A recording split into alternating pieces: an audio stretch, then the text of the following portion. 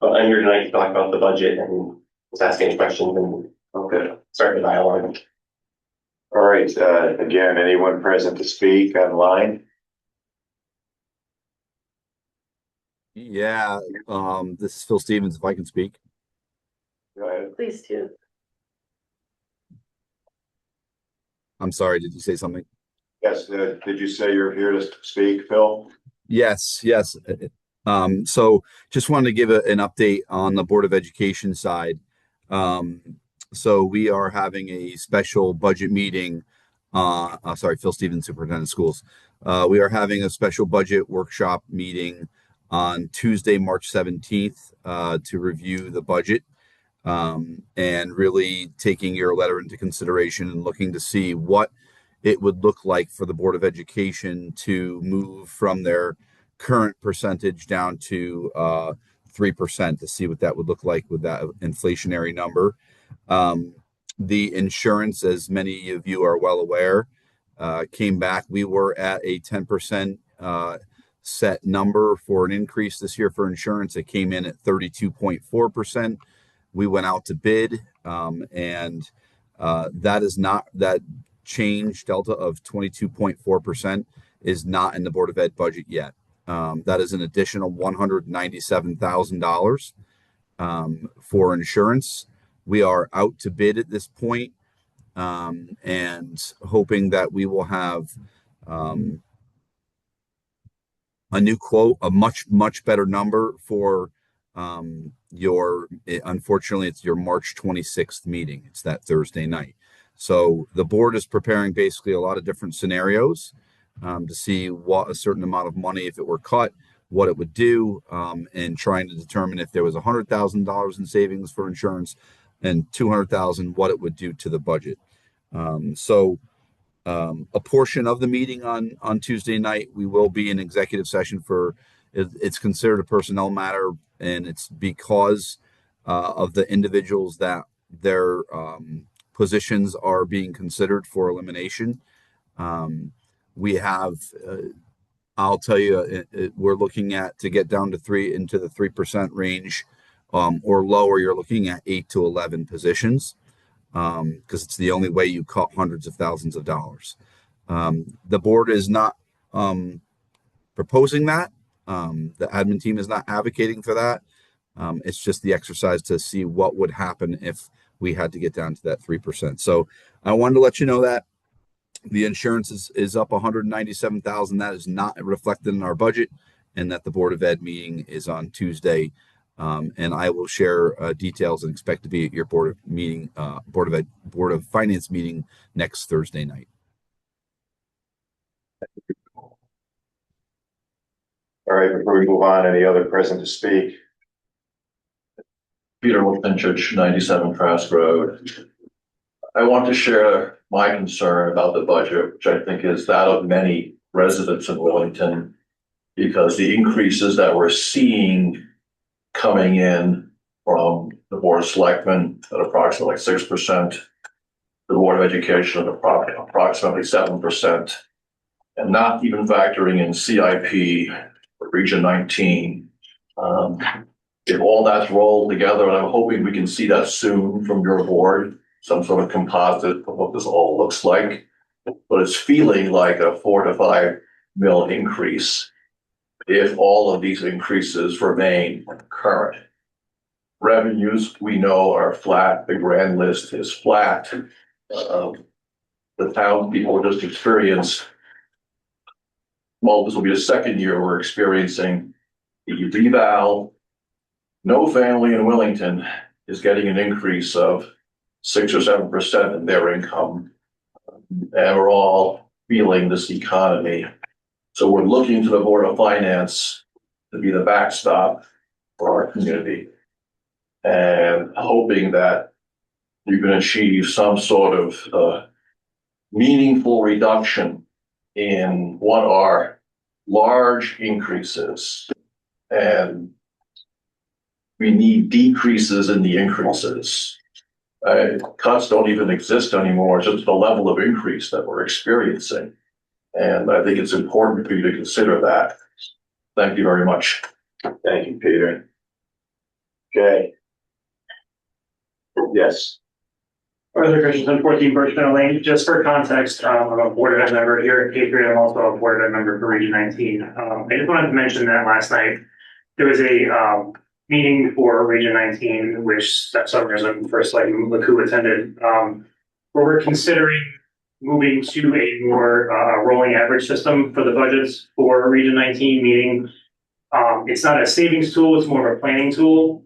It's a means in which to lower the extreme spikes that we see year to year due to student population.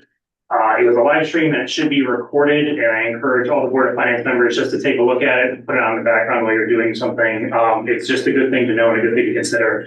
It'd be a good idea for the town to take, like I said, not a tool, but more of the planning tool so we can see things coming down the road. So, thank you. Thank you. All right. See anyone else present to speak?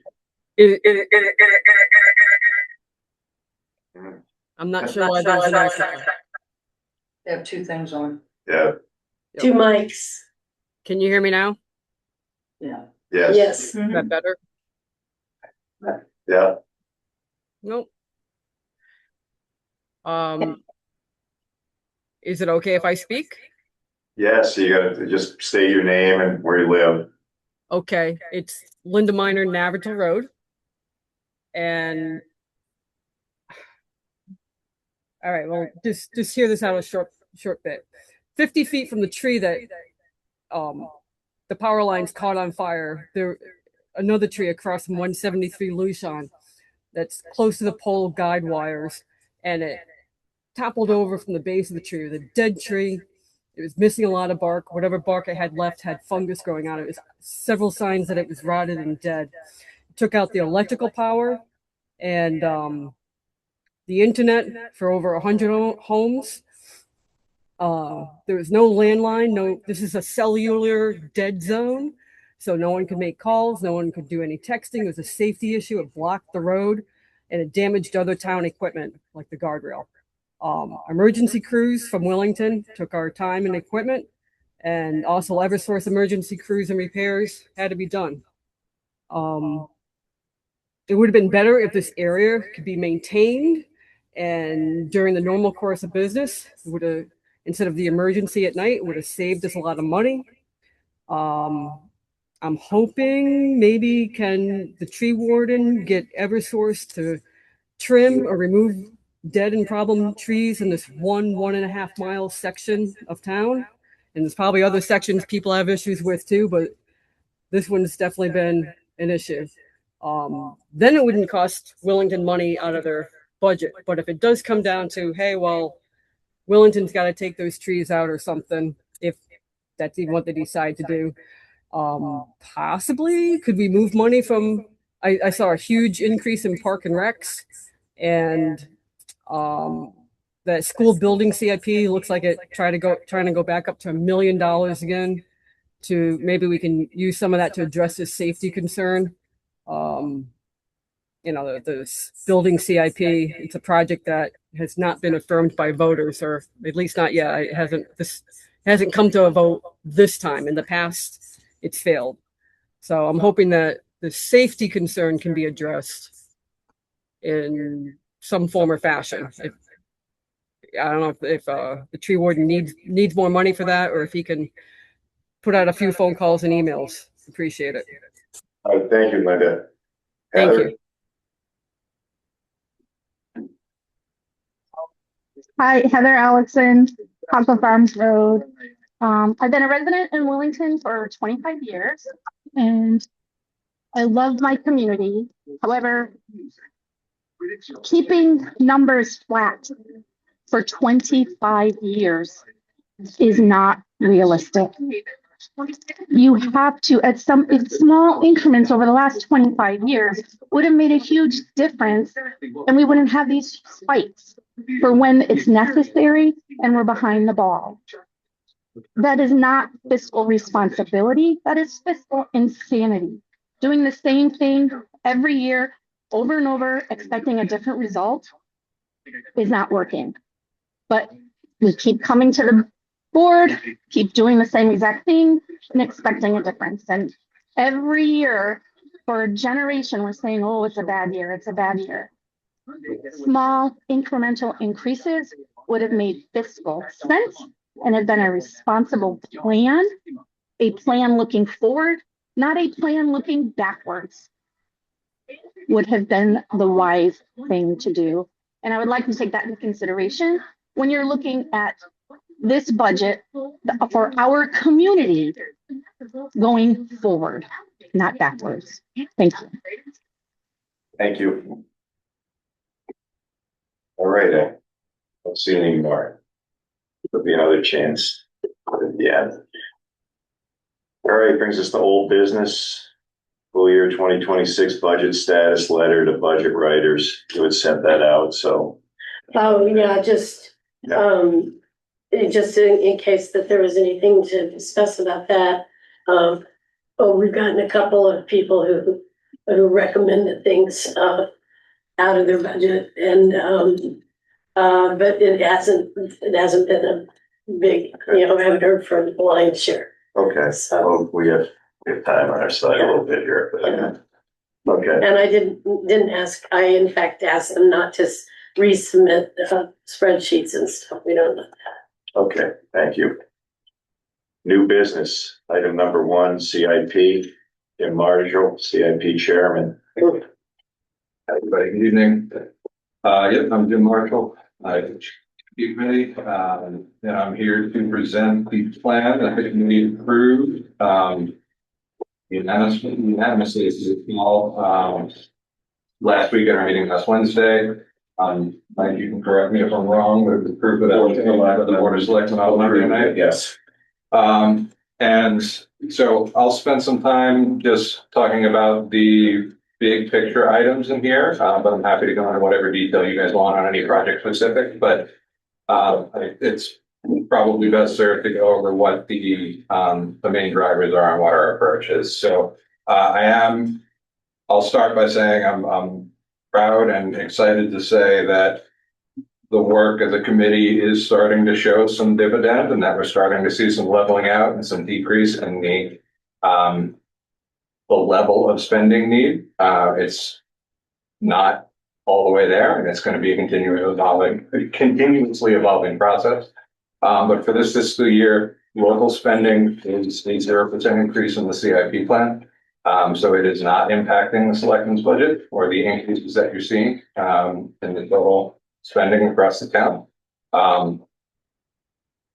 And that is while still maintaining some of the priorities that the CIP committee has been working towards for several years now. It's a continuation of the effort for saving for a pending school project, which the school building committee is in the process of working towards gathering data for, so that it can be some project can be put before the voters again, in the hopes of avoiding what we anticipate and what we know to likely be crippling costs for this community to try to renovate the existing school building, which is the alternative we face if we can't successfully get something across. So this is continuing. Again, it continues the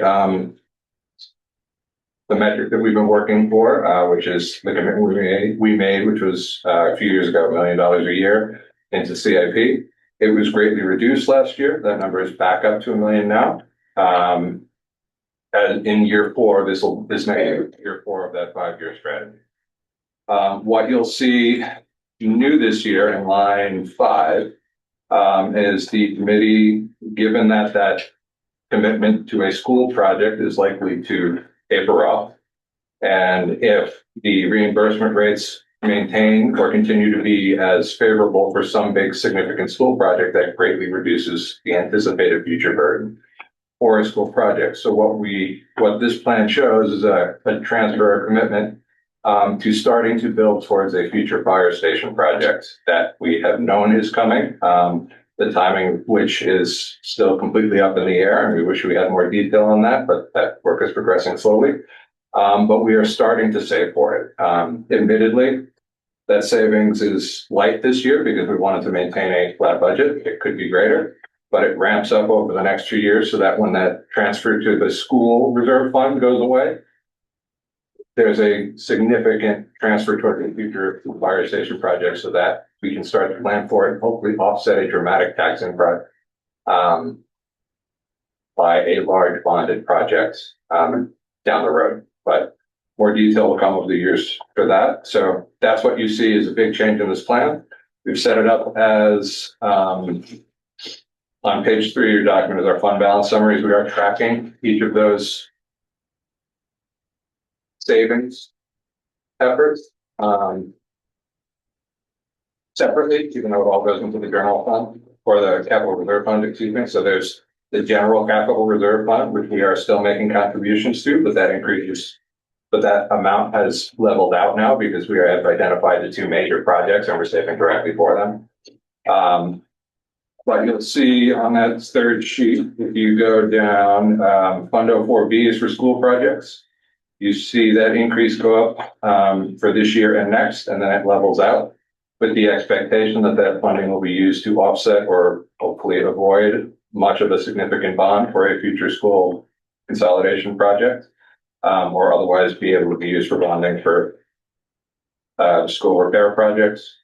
And then you'll see Fund 4C, fire station projects, you'll see that gradually ramp up till that transitions to the $1 million a year that is no longer transferred to the school project. So at the end of a few years, there's several $1 million in there for a fire station project. Again, all of this with the hopes of avoiding long-term debt obligations or a 20-year bond at a significant interest and premium to the town and taxpayers that we can't afford to do. It's a similar argument to the schools. So those are some of the big changes that or the big moves that this plan tries to make. Beyond that, there is, quite frankly, very limited other spending in this plan. We have shifted, you'll note there is a significant number of projects that are shifted in year 2. We could have increased the spending in year 1. Most notably, there's a $500,000 design fee for future Schofield Road improvements that have been on this plan for 20 years that we have a grant that is partially potentially funding. Public Works is not quite ready to transition into that engineering piece, so we decided to push that off a year. It is something that we think will need to be done, but we thought it could wait another year. So the committee's worked to try to, given the sensitivity of the budget picture this season, we've done what we can in this plan to phase out projects that we think could hold. We've also had some luck, quite frankly, and some good forethought. Consolidating the animal control services, or regionalizing it rather. That was a $375,000 project that would have been a hit this year. That got to go away because of that regionalization. Consolidating schools, consolidating fire departments, these are all approaches towards hopefully doing similar things in these budgets. We're planning on it for the schools. We might get there for fire stations. I don't know. But there are things that we as a community, the CIP committee is definitely greatly interested in having these conversations about how we do this and how we continue this effort, largely because we don't want to take on any more long-term debt obligation than we can. And that goes with leasing too. So in year 1, just poking through some of the spending, we're finally getting to, because of that grant that was obtained, I believe, by the fire first select with the help of our land use agent. We're getting to Village Hill Road drainage improvements.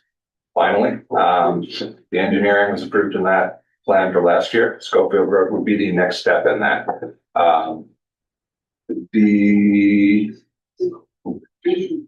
There's a loader for Public Works that was pushed off a lease payment for a loader that was delayed from last year to this year. We have delayed other requests, including a new dump and what's the other one there? Oh, compact roller. That was a new request. So we pushed and tried to spread those out. We're trying to work with Public Works to get a more regular cycle or phasing or staggering of their equipment replacement. That is an evolving conversation, but we've managed to start that staggered so that we don't get hit with a bunch of truck replacements all at once. You'll see this is the last year of the bond payment for the library, which is great. So next year that's a savings, which is wonderful. There are some low SIP funded projects at the library, including phone conversion, which I believe my library director was in here this a little after this last year. It came up as a project. It was deferred. It wasn't implemented at that time. Now it's able to be funded with low SIP funds, which doesn't hit our taxes directly, which is great. And similarly, a security camera replacement project in year one. Beyond that, it's fairly straightforward. There's the annual transfer to stagger the revaluation fee that comes every 4 or 5 years, but it's a little off because we had the 1 year delay. But we pay for that. We save for that over a 4 or 5 year period to level it out and equalize it, so it's not a big $90,000 payment in 1 year. Open space fund, that contribution has been consistent. Plan of conservation and development, you're going to notice is in here too. That is coming up and needs to be developed again. 2028. Yes, every 10 years. Yeah, I think it's 2028. So there's funding in this now. For our land use agent and planning and zoning to start that process and develop that as is required, so that it can be ready in time. And then what else is in it? Oh, some new requests for this year. Parks and Rec did come through with 3 new requests that were previously unidentified this year. One of them is replacement of the only one that's covered in year one is the replacement of the wood guardrails over at the River Road Athletic Complex. Due to deterioration, just the age of those. It was originally requested a year out, I think, and we, as a CIP committee, as a safety issue, decided to move that forward to this current year and pushed other projects that they requested out, which are lighting projects for the pickleball court and the soccer field. They are still, those are out year projects, so there's still additional quotes and additional development. I think the Parks and Rec is working through to get. They're also pursuing grant funding, I believe, for the soccer field project. So more to come on that. And then the senior center has several requests that are staggered throughout the years. Nothing pending for year one. They're looking at an emergency generator installation potentially for year two. But there is additional due diligence, I think, and we've reached out as a committee to the emergency management director to see if there's a part of a comprehensive townwide plan for emergency generator installations in town that makes sense comprehensively. So like I said, between now and next year, we're hoping that the senior center is able to further advance that project and we will reassess it next year. Page 2 is just the summary, and I'll point you to row 9, because that is really where the local spending total is, and what we can kind of project for a look ahead based on the way this is now. What you'll see is the value in line in column K, $1,587,000 is identical to what was local spending last year in the final budget. So we're identical to, this is following 2 years of reductions in local spending on CIP at a time when our need is actually growing, but we did try to make that level this year just to be cognizant of the tax burden and the difficult budgets across the board. What you will see is there is a local spending jump projected for next year. We might have the opportunity, again, we are ramping up savings for that future fire station project, so there is still spending for the school project next year, as well as trying to build savings for a fire department project. We will have, as a committee next year, when we have more detail for both projects, and we expect to have much greater detail, definitely for whatever school work is needed, but hopefully additional development for a fire station project as well. and we can look at leveling that out, because it does decrease to $1.1 million the following year before it starts to become consistent and levels out. So if we can level that out, we're staying pretty flat in local spending for the next 5 years.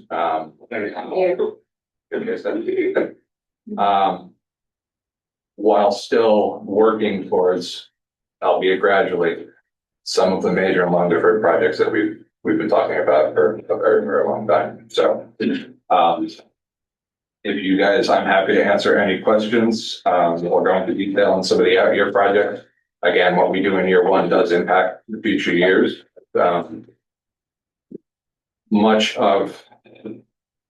Many of those projects in the out years do need further development by the submitting departments.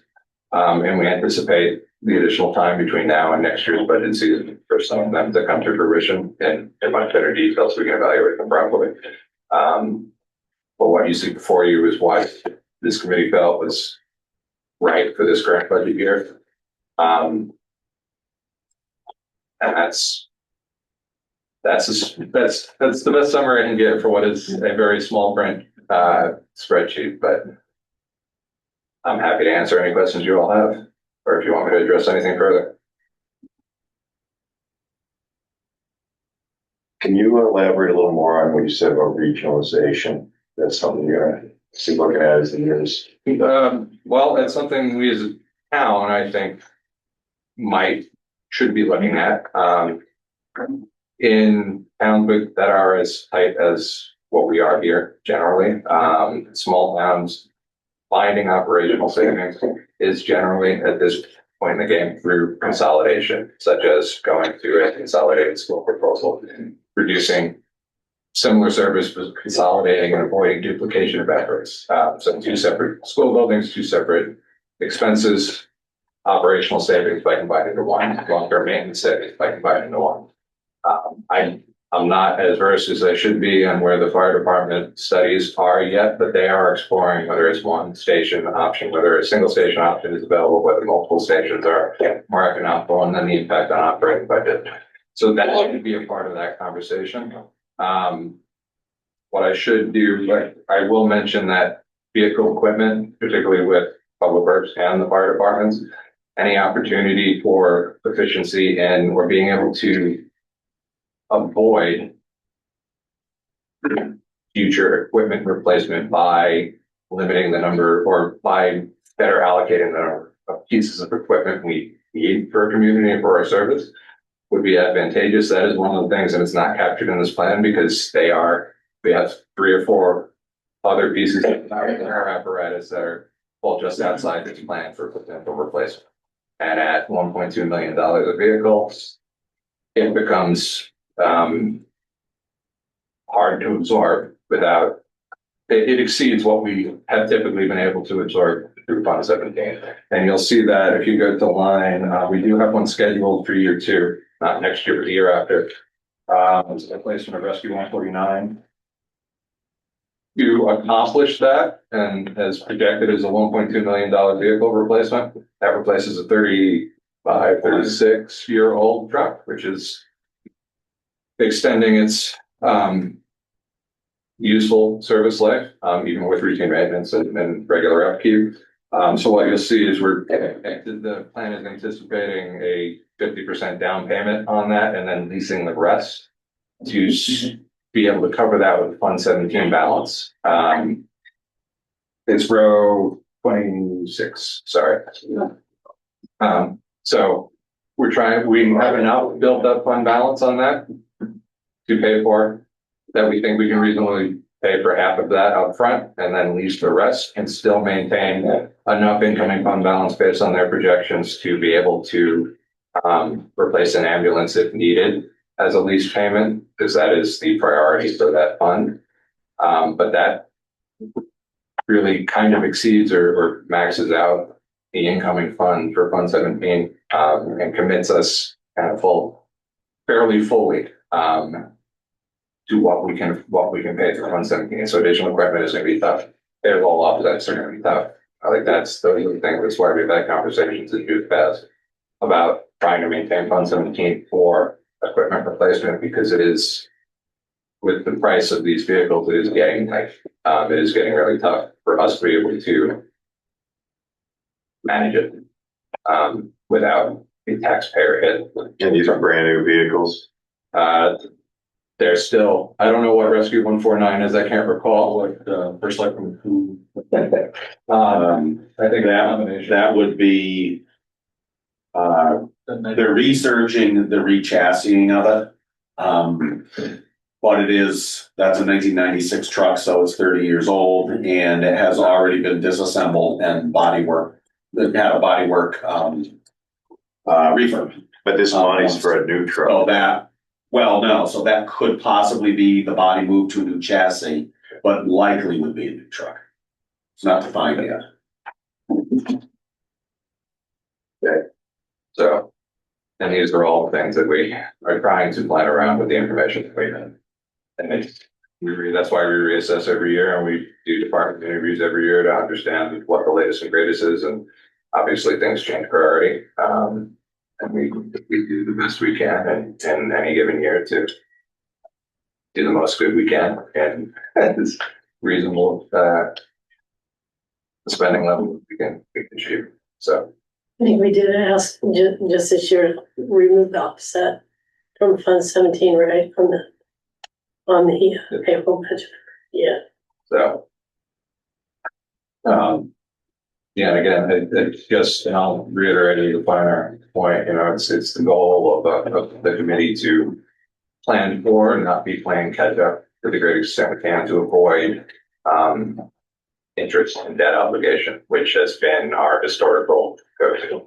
So we are starting to get to the point where we are achieving that, and we have a fund balance that can absorb a project of $100,000 and spread that out, without it being a giant tax hit. So we're moving in a positive direction, and I thank you guys, and I know the committee thanks you all for whatever efforts we can to kind of maintain that positive progress and progression with funds. So thank you. Thank you. Thanks. Do you have any questions? Be thorough. Yeah, you're a nice job on that. You always do a thorough job. Right, thank you guys. Great, item 2, discussions. What do we want to discuss? We might start out first with asking Sherry to sort of mention what's in the packet about the fund balance. Maybe start there, because that's an update. That spreadsheet is a calculation of what fund balance is left over, what we receive will be left over at the end of this fiscal year. To see if there's any that we could apply towards the upcoming budget. It looks pretty tight to me. I know that we aim to keep 8 to 12%. And We usually target between 8 and 12, and and honestly rest at 10 a lot of times. But what do you is the 30,000, is that a new figure in there up in revenues, or that's not really new, that's just something that where are you, Steph? I was looking in revenues. You were the You very. should give people lines or something so we can There's not a number, but yeah. Under revenue for the Under have a revenue. name. Right? you're talking about the license fees and permits. Yeah, Yeah, we're trending a little bit above budget. So that's why I put that in there. There was a building permit from FedEx a couple weeks ago that bumped that up a little bit. So is the recommendation no applying $0 for? I don't know if that's up to me to make that call. is, based on the numbers that I calculated, you're looking at 2.2 million at the end for this fiscal year, which is only about 10% of the budget. So, Of course, that will depend on what is settled on for the, in these deliberations, what you settle on for the expense budget then sets the marker for what that percentage becomes, because it's calculated against the final expense budget. So right now, the final expense as currently in the plan that you have in front of you, the final expense budget is $23 million. So that 2.2 million is obviously just under 10%. So that will vary some. The other thing too is 9.6%. There you go. That would be, The other thing that will affect this in the positive is we have potentially, we've been going through all the budget lines and all the funds, and we're looking to identify some other things to be closed out. We can't put the numbers in yet because we have to determine if they're ready to be closed out. We have to verify that they are funding types that would allow us to put it back into the fund balance. So we're working on that right now. The one thing we do know we have is based on the conversation between the various committee chairs and Wilmington Hill Fire Department, the two projects that have been sitting in the system for a couple of years now that were a total of $110,000 have been released. Those will close out, and that should put another $110,000 into the fund balance. But again, it's a matter of making sure that Sherry's method of doing the accounting matches how Donna has it programmed in the system. So we didn't want to just start changing the numbers by 110,000. We want to make sure we're following. But I would anticipate that the fund balance will go up by 110,000, or it would apply in the system in a positive manner, such as reducing the transfer to capital by that 110,000. Either way, it's a positive effect on the money that we can put against the expense budget. And it looks like are some other projects we can close out once we verify the formula.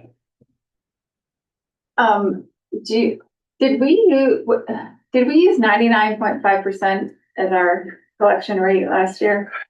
Or it was more than 99? We found two versions in the deliberations. We found a 99 and 99.5. I think it was 99.5. As of today, we're at 97% collection, and Ashley anticipates that we will hit 100%.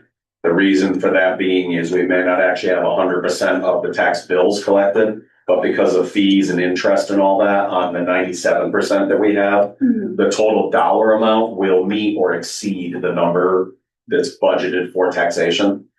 So mathematically in dollars, it will pass the 100%, even though there are some taxpayers who haven't paid. Right. We're usually there. Yeah, 105 typically at the end of the year. 100.5. I'm wondering if our fund balance is, where it is right now because we used the higher percent last year. Because I can't recall a time when this happened. When we the question wasn't, it was 15%, and we would decide, okay, we'll go down to 12, but I just don't remember getting this close to the bone before. And it could be because of that, which is accurate and a good way to budget, but I think we were not accurate before. Well, and remember that also last year, I think 700,000 was applied. Right. So that brought the fund down some. But again, we're also, some of this is on predicting, which Donna had a methodology to, that we're still learning and figuring out. Because that 2.2 number comes from an auditor's report. So we kind of have to sit on that number as the baseline. And as we look, like that's why the conversation today with Ashley about the collection percentage and all that. It's harder for us to predict in the manner Donna did because she just knew the system so well. So we're sticking with the safe number, the 2.2, because that's what the auditor started this year with.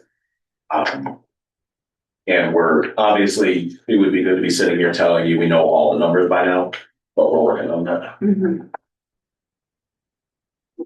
And there's always a little bit of adjustment at the end of the year, from. Yeah, there will be. Yeah. Just to, right, what is spent out of that year's budget and all that stuff, yeah. Having been the treasurer. Yeah. I think it's safe to say, like, listening to this, that we're not gonna have as much to apply this year as we did prior years. We don't foresee there being 700,000 to apply. Sherry tried some scenarios today. Once we got to the point of having this information that's in your sheet, she tried some scenarios of varying percentages, and probably numbers around 400,000 might be about it. Okay. Right, that was Yeah, that brings us down to 8%. right. And then you would take the what we presume will come back into it, 110 and stuff like that, which will bring us back up off the floor at 8%. Above the 8%. 8% is absolute rock bottom, correct? Below. That's no, No, the that's policy below is 8 to for 12. target area. That's at our 8 to 12. target area. 8 to That's 12 the is law. our, our guidelines with auditor and see it.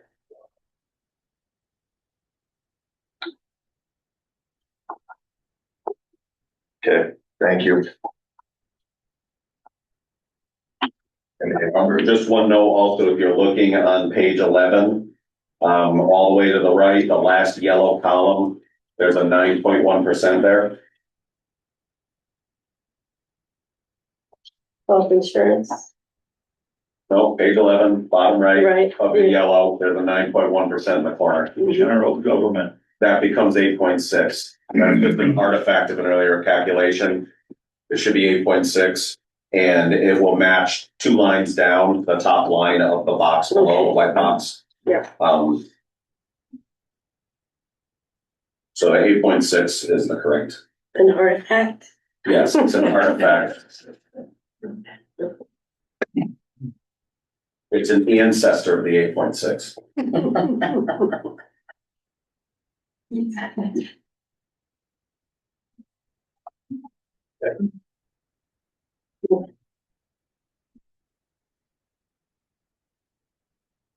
Like, can you tell us what the selectmen cut on Monday exactly? The selectmen cut $2,000 out of senior center operations. If you remember the conversations last Thursday night here in the Board of Finance about how the programs had changed over the years, where some of the like bus programs and trips were partially funded by the people who went on the trips putting some money in, and how they have drifted over the years to being all paid for by the taxpayers. And the Board of Selectmen agreed that sort of the intent of the taxpayers paying for the seniors' travel around would be for the more critical things like trips to the doctors, going to get groceries, the things that the community really should be supporting the seniors doing. And the original intent was less about the trips like going to the casino, where, you would potentially have some of your own spending money to use. And so it would be maybe prudent for the people taking those trips, even if it was a very small amount, to be putting in a little something towards the fuel, the cost of the driver. Plus, at one time, they were volunteer drivers. Now they're a paid driver. So it has sort of had scope creep, which is not necessarily a bad thing, but that was the decision making behind cutting that 2,000. And then there was 10,000 cut out of the request for the in public works for tree. It went from 100,000 back to 90,000, which matches the current fiscal year for tree removal services. And then there was another 293,000 total that was cut. So there was another 283 cut out of a combination of chip sealing and asphalt. So the total cut in public works was 293 and 2,000 from senior center and then operations, and then the There have been a couple of the departments that have adjusted in between, have sent revised information in to the process. I think, what was it, revenue, election officials had a $1,200 reduction, and The, tax assessor, Oh, it's that. 3,350. right. And those are the reductions of the requested increases that I'm aware of. What was the total? 295 altogether. Well, plus. Oh, yeah, and Public Works. 299,550. There you go. Thank you. Getting the hang of And it. so the 8.6% is after these are removed. All of the 299. Right. That is already applied.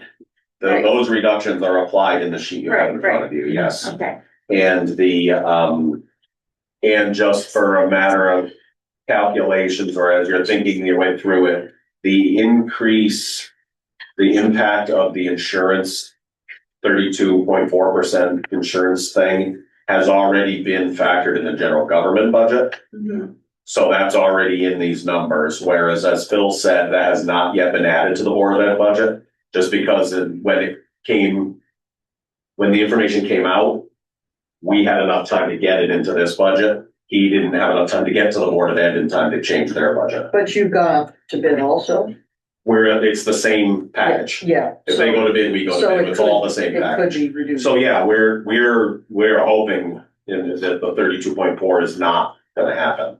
But it is, just for your purposes to understand, it is in this budget already for everything other than the schools. It's kind of early because I know we're not to bid. Are you getting any action or is The it? only thing we know right now is that 2 companies have already said they're not gonna bid on it. Some companies don't do municipal. So our agent has already been notified by a couple companies that they're not bidding. Their best guesstimate is that we get a couple more bids beyond the one we have. And those are due on the 23rd. And they will immediately pull all the numbers together, verify that it's the right scope of work, blah, blah, blah, blah. And they promised by the meeting here on the 26th, we'd have the numbers. Well, so it sounds like folks were definitely meeting on the 26th. Yeah. Like I said, it was maybe last week. They said, well, sometime in that week, I said, we gotta have it on Thursday. It can't be Friday, it's gotta be Thursday. I still think we need to find other reductions.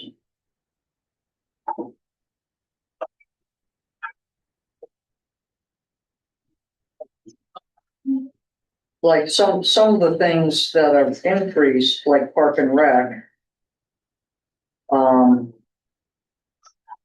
There were programs that were paid through ARPA that they'd like to continue, but we just can't afford a 44% increase in Park and Rec.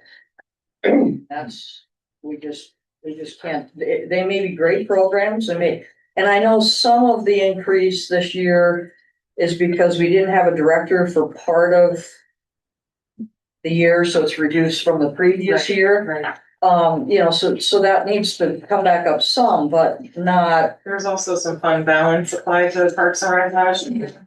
Okay. There's about 20,000 fund balance applied. Okay. Within their funds from their previous fund balance. Yeah. And I Yeah, know, not to be confused with general fund. Right. Yeah. and I know it's a smaller number than some of our budgets, but it's still, and again, I know some of it, like with the fire department, they applied other money last year, and that's why it looks like a bigger jump, and I think that's true with Park and Rec a little bit. But it's.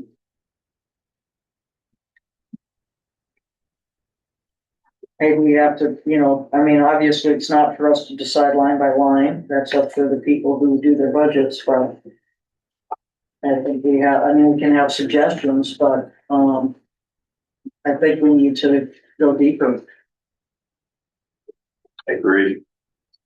A little bit about how, because there's the thread I see connecting, especially with programming financing on the transfer out departments, which are community operations at the town. They're collaborative operations that the town doesn't oversee, but funds, and they have their existing governance. And Christina kind of has a history about how the spending has worked for that, and I thought it would maybe be a good reminder. Yeah, well, when we talked about it last time, but the way it always was is that whether it was the library, the senior center, the rec department, the human services, all these things, if there was a program that people wanted to do, it needed to be cost neutral. So, and that the staff was there to help make it happen, either and have it be funded in some way, either by use fees or by fundraising or by donations or whatever it would be. It's Grants, yeah. And it could be something as simple as a small like craft thing that you're doing, and it's going to cost $20 to do it in materials, and everyone's going to chip in $1 to make it happen. Or to some of these bigger things where you might need a whole grant because it's a $20,000 thing that you're trying to make happen. But that was always the philosophy, and that was back when we had part-time, just one part-time rec director, one part-time person working in human services, nobody working at the senior center. So it was a much smaller staff, a much smaller operation overall. And all of these things have just sort of grown and grown and grown. And but that I think that we should go back to starting with, if there's going to be a new program, it has to be funded by itself. It has to be self-sustaining.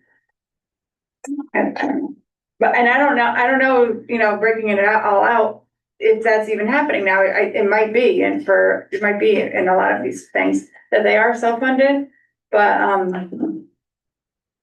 I don't know. They are. We also don't see enough volunteers for some of the things that volunteers would pick the way up in Right, for some of these right, things. right. Like the senior center is a perfect example of that, because that was all totally volunteer on the phones and that. Yeah, Like the library used to do their own billing, and that transferred to the town 3 or 4 years ago. Mm-hmm.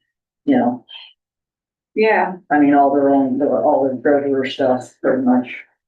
Because it was a big job for volunteer. The other thing noted, and I think people want to support a new, Parks and Rec director, and the ideas are good.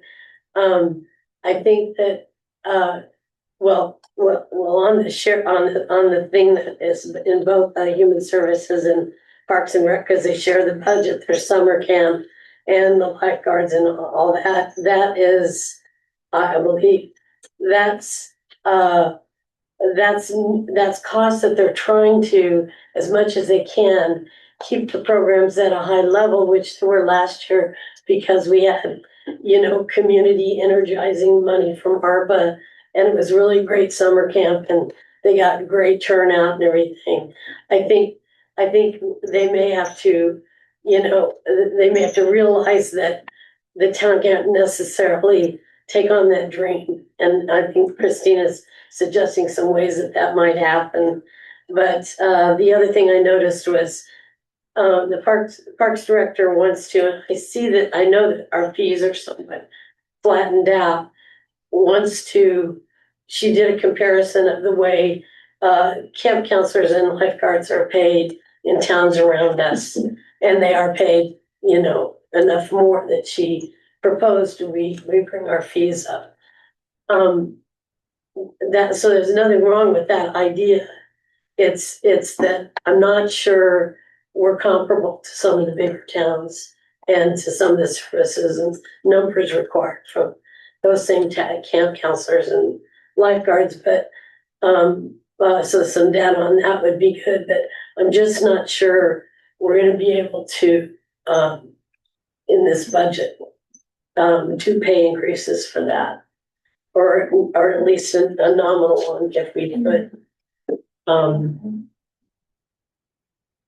So, everything's been noticed in those.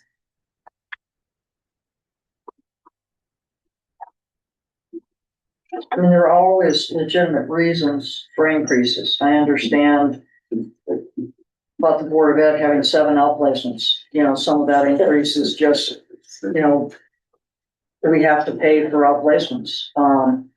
And I don't think it's fair to our families here in town that we cut education because we have to pay for one student to go elsewhere.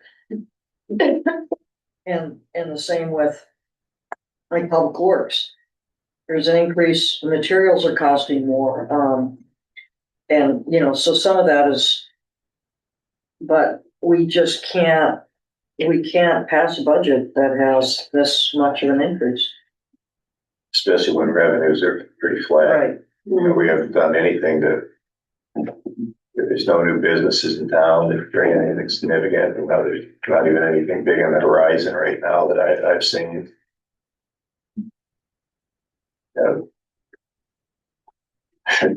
It's gonna be a tough sell, you know. I suggest for the sake of starting to move some numbers, that we try applying the 110,000 that we know we're getting back because we've closed the project with those 2 Willington Hill projects. So we apply the $110,000 to the transfer to capital reserve, which is on that back page. It's like the 6th or 7th line down.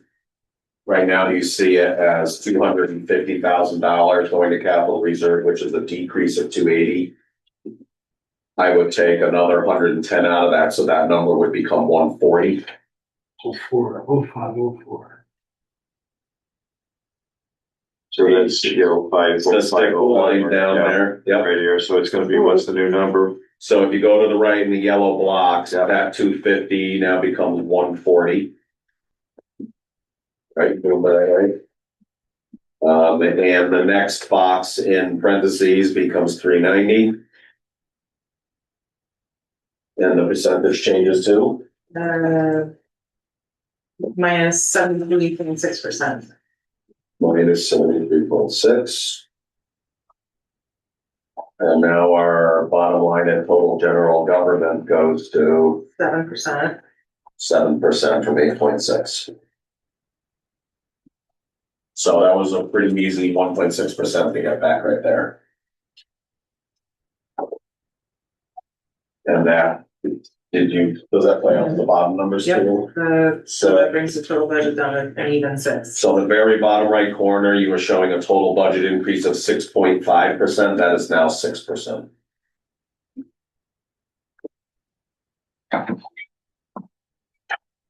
Just for reference, where was this last week? What was that number last week at somewhere here? We've been 7.9, that bottom number. right. We've been working we're going in the right direction. But Board of Ed hasn't added in the health insurance I know. increase yet. So, okay, go there. It's gonna go the other way. What was that, a possible 190,000 or something? 197, Yeah. Okay, 197. 200, yeah.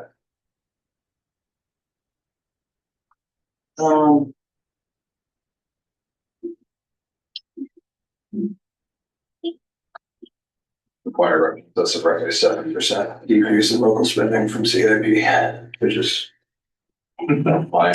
Just throwing it out there. Objective and principle. And still, we need to get lower, 6%.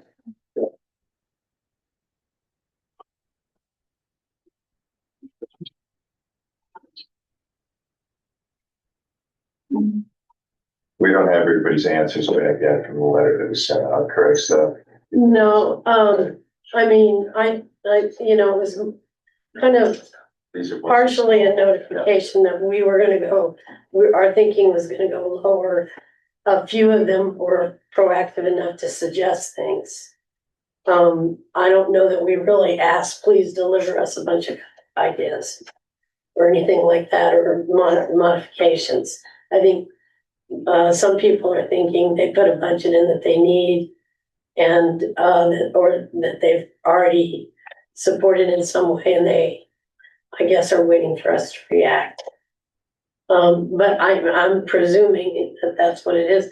Also, some of them may, be, waiting until next week because they have board meetings that needed to happen.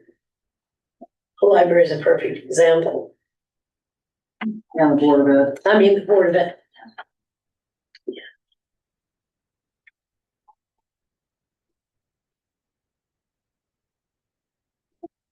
I mean, isn't it our job to tell them what our bottom line is? Well, normally what we do is, you mean their bottom line? Well, Yes. what the budget should be at this number and, Oh, or your, well, that's helpful information, but I don't know if it's that helpful for them to, I mean, for the big picture.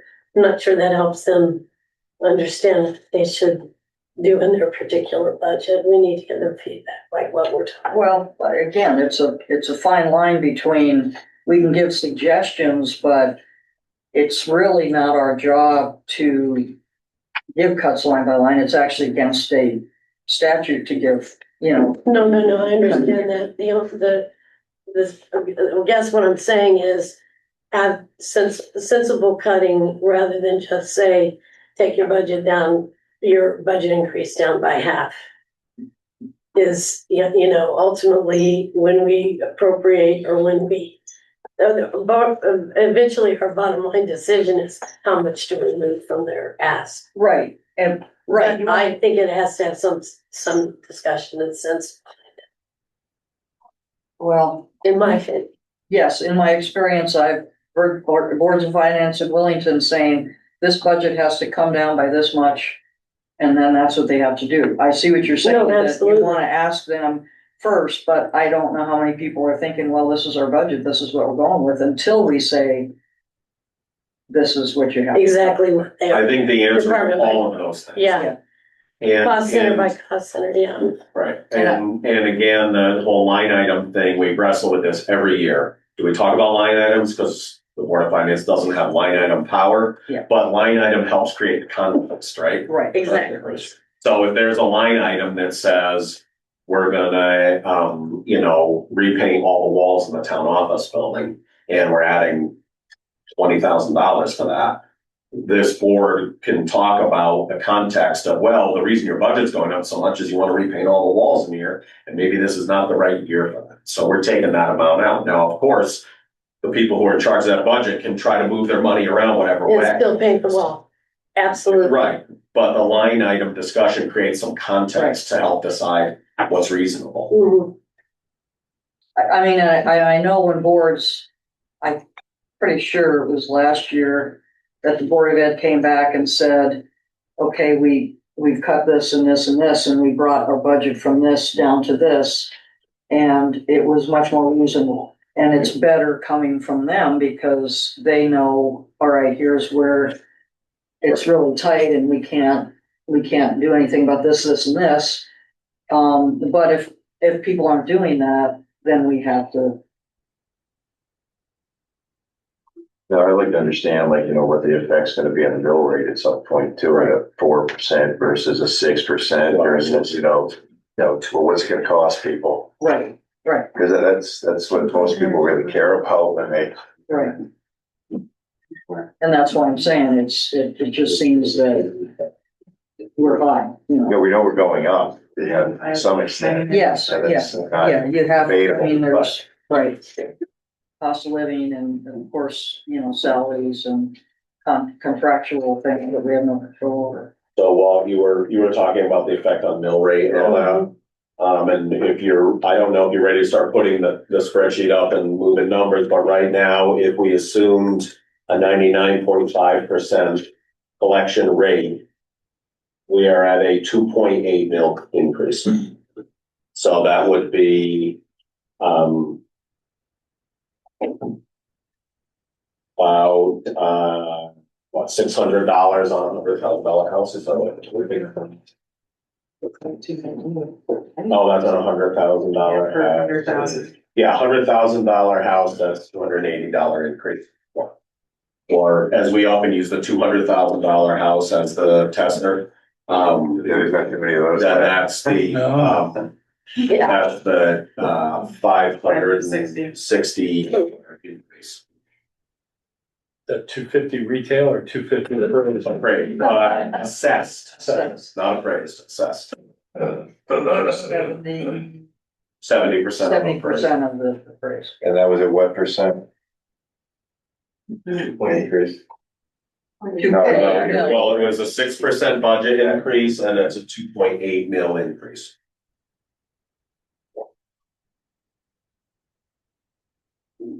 Thank you.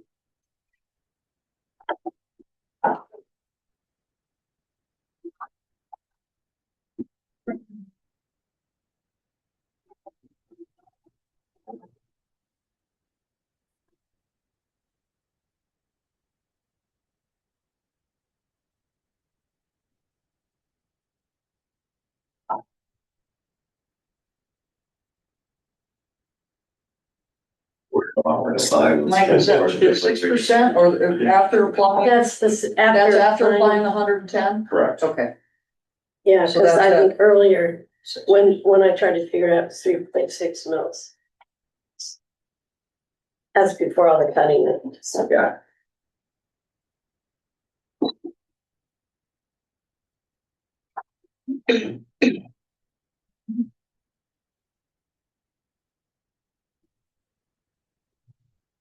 And if we wanna cut a mill, it's 650,000. It's 600, it's 660 really, 659 if you round up to the So thousand. if we decided we wanna bring it down from one whole mill, but we have to cut that much. For each mill.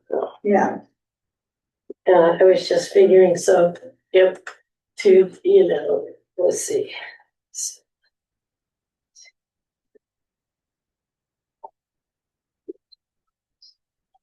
We said we're at 2.8 now. Yes. Yeah, so to get it down to say 1.8.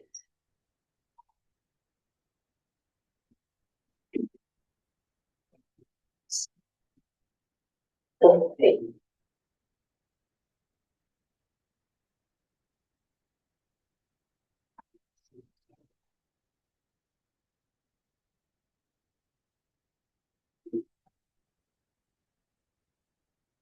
Yeah, so I mean, it's 659,000. It's gotta be more than that.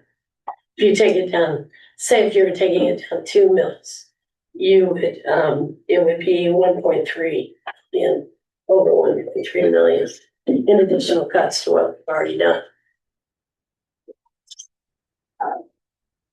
And keeping in mind the Board of Ed the Board of Ed budget does not yet apply the insurance increase, which is another 200 grand, I think he said. 197, yeah. Yeah. Close. So that's gonna put you up 3.3 mils.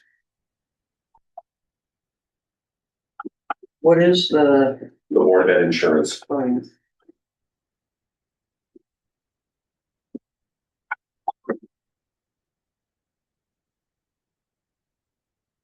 Trying to think positively, depending how the insurance comes out, we've already put that in here, so maybe a few dollars comes back out of that, I don't.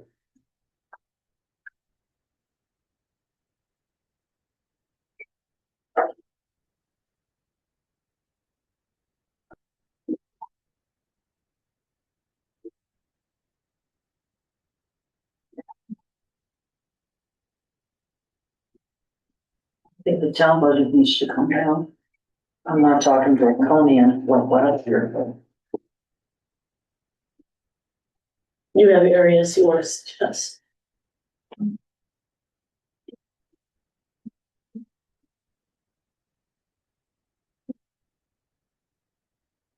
I don't have the specific numbers like on Park and Rec, but I know that's a relatively small number.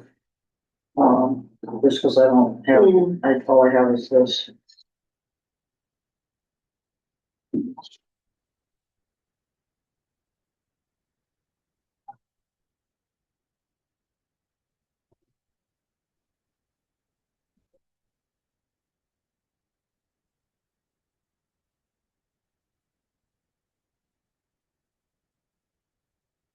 Well, I know these are little picky on things, but like, Mike, I know you, increased the Memorial Day because we're anticipating, the big 300th anniversary thing. Yeah, so I added $4,000 to the Memorial Day and car show thing and all that. So we have money for the 300th. Can we And- reduce that by 1,000? I'm just, if we pick. Well, you can do anything. Yeah. Well, I'm just trying to throw out some ideas, again, you want it to be increased, but maybe we can increase it not quite as much. It's only $1,000, but, So in my conversations with Rachel, because that kind of organizing the 300th committee has fallen on Rachel's hands. Again, these days with it get harder and harder to get volunteers who basically take a staff person who works here and you can tell them they have to do it. So she's organizing the couple of volunteers who have stepped up. And the goal will be that some of the programs for that year will be self-sufficient. But there's gotta be some seed money, like if we're gonna sell t-shirts, gotta have somebody to buy the t-shirts to sell them and that kind of thing. And it's not a rec department function. She just got stuck with doing the work. So there's gotta be some seed money. I mean, it's the tricentennial. It's not gonna happen. Yeah. And we won't be here for the quadcentennial.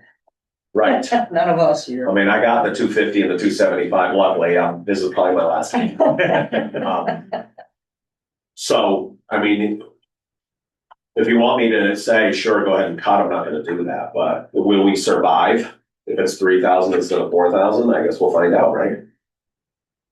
Yeah, I'm just trying to. I like the spirit of what you're trying to do, but I think really you look for bigger money Yeah. than that. Yeah. Well, I'm. Yeah. I'm giving us an example as I go through the budget of Yeah. things where something's increased and do we really have to increase each of these items by that much? It's an important item, but yes, that's a small. And it is a thing. unique, Right. it's a unique thing. I guarantee we won't have to, it can go back down the next year. Ooh, a decrease. Economic development, is that all like, is Yeah, that all the consultant fee that you can grant? Yep. That's all it, yeah. okay. Do we need that much in there? It was added at a time when we were, when there was a bigger push on, and also EDC was doing monitoring and stuff of all the ARPA projects on the business energizing ARPA grants, and stuff like that. So, or not with all of it, but they were doing some of it. So it was, I mean. And it's catch 22. And now it's going. Revenue engine, Yeah. but it's. Right. what do we Yeah, get? if it was this, yeah. My issue with it last year was that they weren't even meeting, they hadn't had meetings. Mhm. Going around. Thank you. Yeah, but I think they have been meeting lately, Yes. so. So let's do this. Since you got me thinking about it, let's take 1,000 out of that increase for the, My work is done. You're beating me down. I felt good coming up with 110, so. I was glad someone was starting to think of the 300th a year early. So I wasn't gonna. So that line, 0111-301, where the car show, the increase goes to, the request goes to 4,000. The increase goes to 3,000. That's fine. And what percentage goes from 400% to 300 for that? Yeah. We'll get it. Things ran. And I know, it's too much Track. Good job, Lori.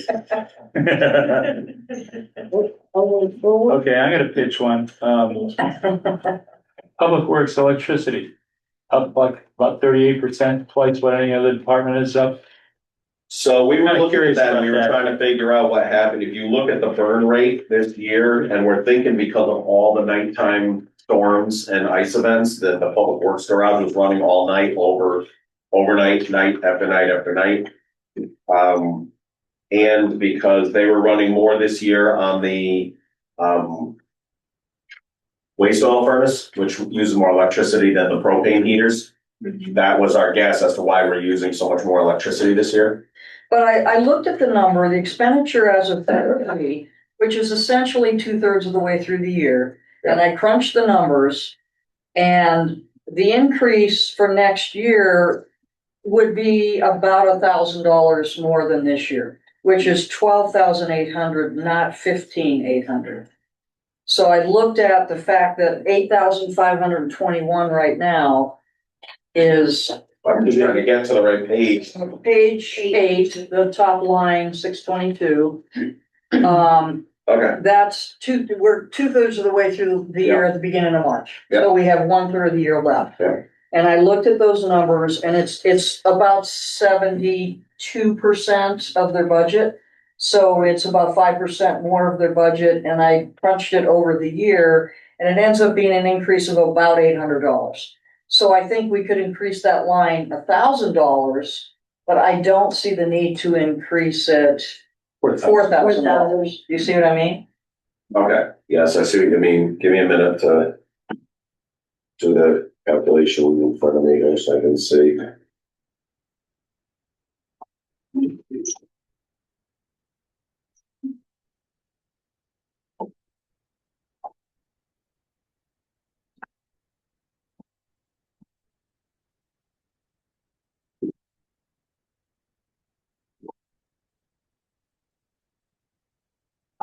That comes out to just under $13,000 if you project it out. Yeah, that's what I was saying. If we increased it 1,000 or even 1,200, Yeah. we should be So, fine. all right, so maybe they had looked back at the previous year being at 14,000, and that's why they. Right, but aren't we at the point of the year where we would have used a greater amount of electricity with the night hours and all of it, I mean, I'm just trying to think. Yeah, I mean, to some extent conjecture, but I would think you are correct. So what are you looking for there now, Lori? Another $1,000 or? Oh, no. She's No, looking for no, two. look at- Looking for two. Actually, I'm looking for, 3. 3, because they got it in as a $4,079 increase. And she's saying the total isn't gonna go much above 1,000 of what. 1,000 additional. Yeah, but I did the math, it comes out at about $13,000, So so. maybe So 2,500. 15,890 subtract 13 So would be put like 1,200, 2,800. like leave 1,200. 2,500. Okay, I don't know what. we did number. different You math. said different Okay. numbers, so. Yeah. Give them a little room for increase. So Yeah. The math comes out 12,781. 2,500. So, well, no, let's stick with what the 12,781 would be the budget if you project it out. And I came up with a little bit different numbers, but I'm okay with that. We're within. So- What did you say, 1,271? $12,781 if you just averaged it out. Yeah, which is about $1,000 more than what their budget is this year. Oh, They, yes. they almost have Yes. 12 this In year. 50 for years, them. yeah. Yes, Maybe and get it may go up a little more, so maybe we Electricity is cut definitely it, $2,500 from their increase. increase. Does that make sense? I'm up to 2,500, not just 1,000, just saying. You're on a roll, Lori. Mike, we talked last week, you're gonna add a half of head or something into public works for snow or. Hang on, no, I'm doing math. I'm easily confused. But again, if we're just looking at these numbers and giving suggestions, that's, Mhm. So that increase would be about 15,79. 2,500. no, So we're, we're at 14,390 now? Can we just make it, and let's make it an even number, make the budget request 14,000. 14,000 Yeah, make it an even number, so the math is easier. 14,000 for the electric.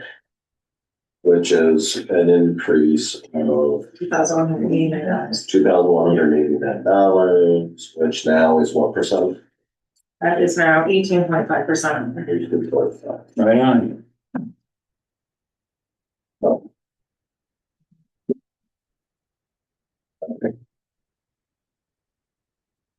So basically you got $1,500 back on that one. Creeping close. Okay, what was? We were talking last week, you're gonna add a partial head into public works. It was just discussion, if not, it's not in the budget. Yeah, I can find it, I just wanted to make sure. Yeah, it's not in here. It was Okay. just discussion of the possibility of moving the full timer that's split between the garage and the transfer station, and moving that person down. The full timer moves to the garage, and then that 3 days a week has to be replaced at the transfer station. Thank you. But that is not in the budget. And now health insurance would be bigger than what we thought it would be. Right. For that first, Yes. just because of their increase. Yeah. I don't know what I said. Actually, no, yeah, that's how I wish it would. So Mike, can you explain how you came up with the number for, reducing the chip sealing and the asphalt? I know costs have gone up, but we also felt that seemed to be a huge jump. And how did you come up with the number of how you reduce it? We just kind of discussed what we thought might be, still allow some growth in the program because costs are going up and we're doing way less. We did 3 miles of roads last year, chip sealing, with 72 miles of roads.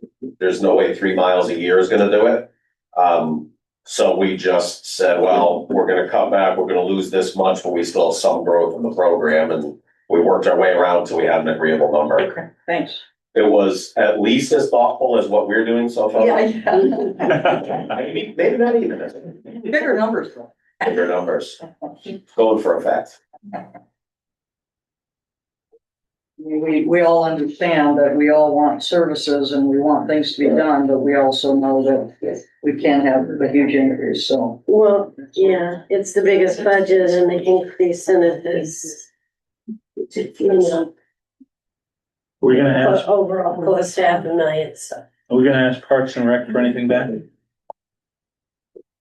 I mean, they have roughly the same budget as Human Services, but their budget increase is like 3 or 4 times as much. But part of that, Sherry, from Parks and Rec, you said was because they used some of their fund balance. 20,000 last year. And what's their increase? Detail here. So it's a I just said that. 20,000 increase from budget last year, but it's 40 because there's not the 20 additional 20 applied.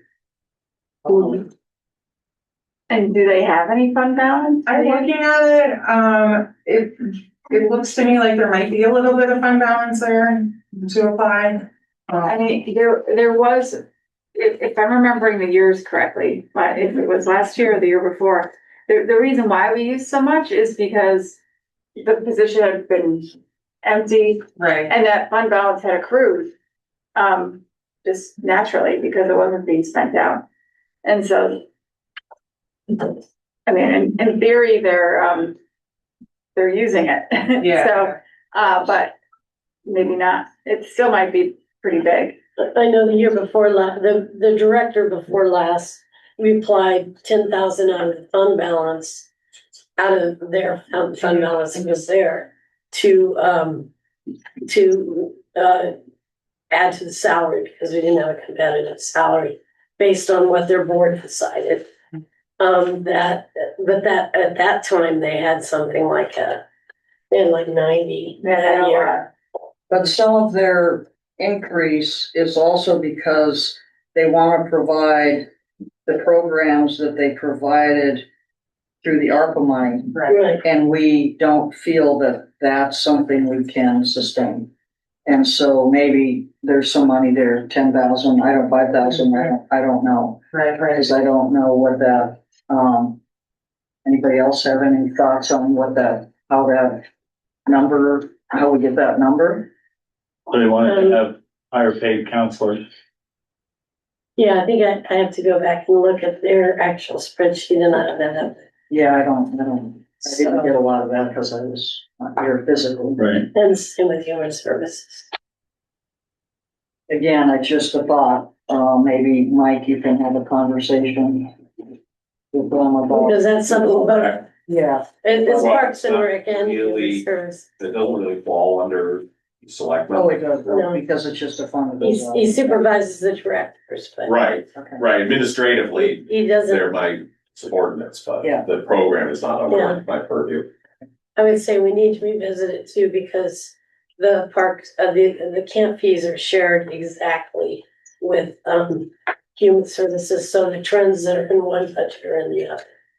So we wanna look at both of those.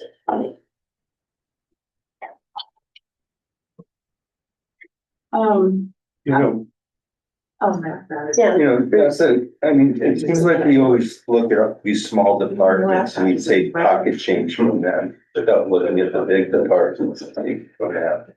I think what we might do is wait till the Board of Education meets and they discuss what they can do to reduce their budget, and then we go from there. Well, that's why I don't think we're rigorously using the spreadsheet right now, because I think there's too many big unknowns, and we're just seeing it now at the table. So what we have already, so. I agree. And we gotta get a clear picture of what this would be, of what it's really gonna look like, and whether we're gonna have another 200 grand tagged in there, you know, versus anything else they can do, because that's gonna really affect. What did Phil say about impact on teachers? Well, he was gonna turn around and like do some scenarios and see what it would be, and then Yeah, did he put out Didn't he say it projection? could be 6%? They said 8 to 11. Staff Yeah, and based on how big a cut. to get the It's 3%. to get close to a 3%, but I don't know if that's before. That was the 3% plus the impact of the insurance, I think. Those together was. Yeah. I believe that's what he said. That's you added in the charge. If you added in this. Yeah. And again, the outplacements, the state needs to do something about the special ed costs. Well, There's also an effort amongst all the towns, partially organized through CCM to push on this session to have the Mohegan funds restored. The Mashantucket Pequot / Mohegan tribal funds that were negotiated when the casinos were brought in. Those two entities are still paying into those funds, and there's a lot of money in those funds, but the state keeps holding back on dispersing the money to the communities, which is what the law was put in place for. It directly says to the communities. And the state's been holding the money and using it to help balance the budget at the state level. So we're not getting it. So we have reduced revenue, and then more legislative mandates coming from the state that need to be funded, but they're also taking back. So if you look at like the difference, the peak of that funding for Wellington was, I think 1998 was our highest year on that. And it was $126,000, something like that. This year it's $17,000. So if you look at what the value of our budget was that year versus this year, and then what that was in revenue, when you look at percentages, it was over 1% of our revenue we applied that year, but it was 1% compared to our budget. But in the $17,000 this year would be like 0.07% or something like that. So it's almost it's almost irrelevant to the budget. So there was a big effort that all the communities signed letters. They put in their numbers to their community and sent it to the legislature today for testimony on. There's a bill that got testimony today to force the state to basically add another law onto that law that says that the state is not allowed to use it at the state level to balance budgets. That has to be dispersed to the communities. Mike, how many communities are sending vans of seniors to the casinos? Complicates the conversation. They get their money back. They need to go to the Capitol and Say they need more money to have a free van ride. Yeah. So give the communities the money they're supposed to be getting, because they put that money in advocacy, right? Yeah, exactly. Yeah, there's, I think there's $152 million sitting in that fund right now. Yeah, and that is supposed to be dispersed to the towns. We could sure use it. Yeah. We don't need the whole 152. Yeah. Yeah. 20 million would be great. I wonder how much of that money was used to balance the pension debts. Better be these. Yeah, right. It's definitely not getting to the communities where the, and that is exactly what the law says. The funds will be collected and dispersed to the communities. Are you saying that's the element that's been at play for our flatline and late coming ECS every year? Is that related? It's to that? irrelevant to ECS. Okay. Completely irrelevant. Okay, separate issue. Completely separate issue. Because that's also. So if dynamic. that was I don't properly understand funded very and well. ECS was properly funded, our conversation would be different. Well, it's the same with, I mean, we want to make sure that voting is accessible, but they created this, early voting, and they paid for it for 1 year, and then, a small town like us trying to run early voting for 10 days, it's a huge burden. Sure.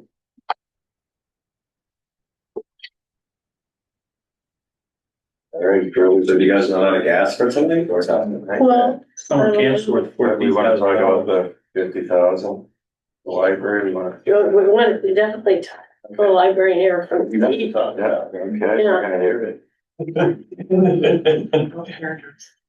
I don't know. Jerry's battery just went dead, so any future calculation. It's so it's kind of fortuitous that we decided we're. We'll get her a battery. What type of charge do you take? I have a USB-C I think cable. that's what I need. You can borrow mine. Oh, And then. Goodbye. For $50,000. yeah. How bad do you need it? They give me to adjourn. We're the only. That should be the closing comment. We're the only two on the island. That's Most easier. chargers. Yeah, most expensive computer charger.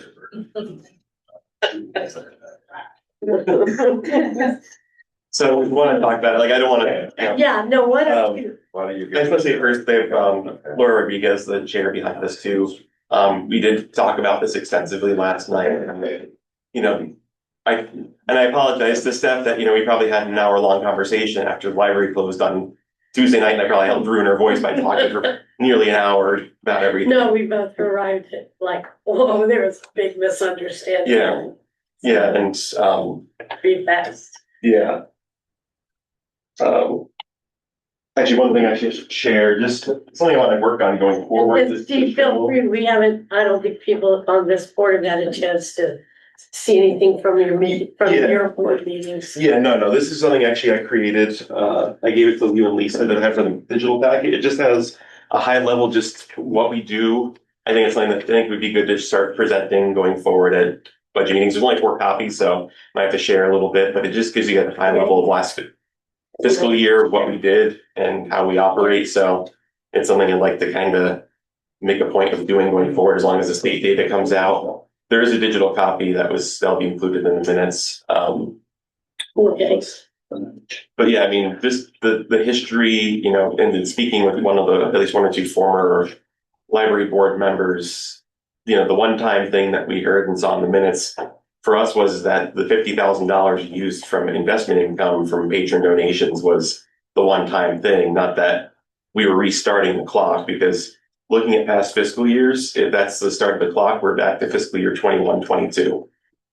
And just being blunt, I don't think there's any department that if you asked them to go back that many fiscal years in operations, 21, 22, minimum wage was $14. It's almost 17 now.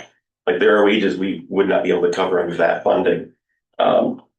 Utilities have consistently gone up. I will say for electricity, I did not mention this to the board because I finally finished applying for it. Is there's an Association of Rural and Small Libraries grant for up to $15,000 for energy efficiency projects. And actually working with the WISE committee, there's an opportunity through Eversource to essentially create a project that we could retrofit a lot of the lighting in the library and save, thousands of dollars a year. There's a cost associated with it. I think they estimated anywhere from $20 to $30. There might be a slight increase in our electricity per month, but if we got this grant, any amount could either shorten the life of the loan or the monthly terms. It would be a 60-month term loan. So I am looking for grants to try and make the library more efficient and cut on those costs. There are other areas, just to share as one example. I think I may have mentioned it, is the employee sick leave escrow. We put in $3,000, just going through some of the balances. We do actually have a separate account that has about $5,000 to $6,000 still sitting there. We could run off of that for this first year, but it's a state law. We have to eventually be able to fund for all of our part-time hourly employees that don't have benefits. So that's something that we can immediately just take out of the picture. I'm trying to think if there's anything else I had considered for reductions that we could possibly find some savings. I think also revenues. I believe the budget we initially put forward was around for the bookstore that was transferred over from the Friends to the library. So I'm just pulling that up on my spreadsheet. We put in, I think, 1850 in revenue, and that was an 85% increase. We're at 1520 now, and I think actually as the last financial report, we're nearing $2,000. So we could possibly increase the revenues there to 2,500.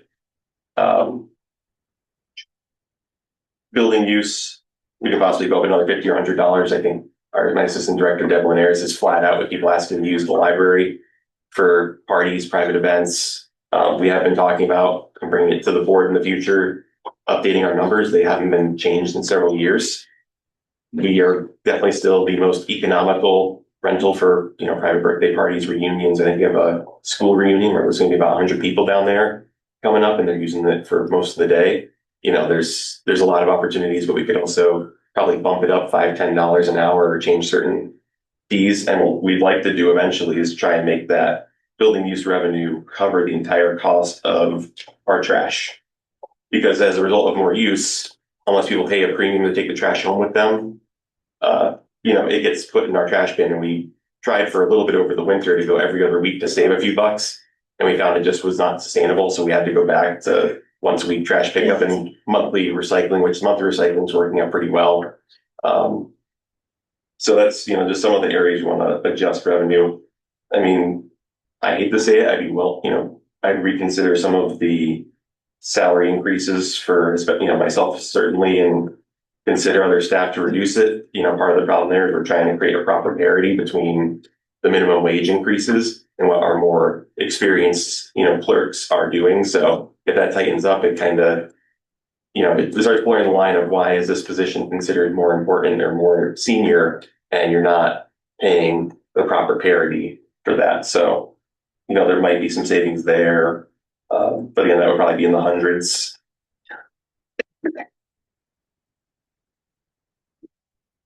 Another line item I would consider, but again, I don't like cutting back on materials, is our DVDs, audiobooks, and other materials.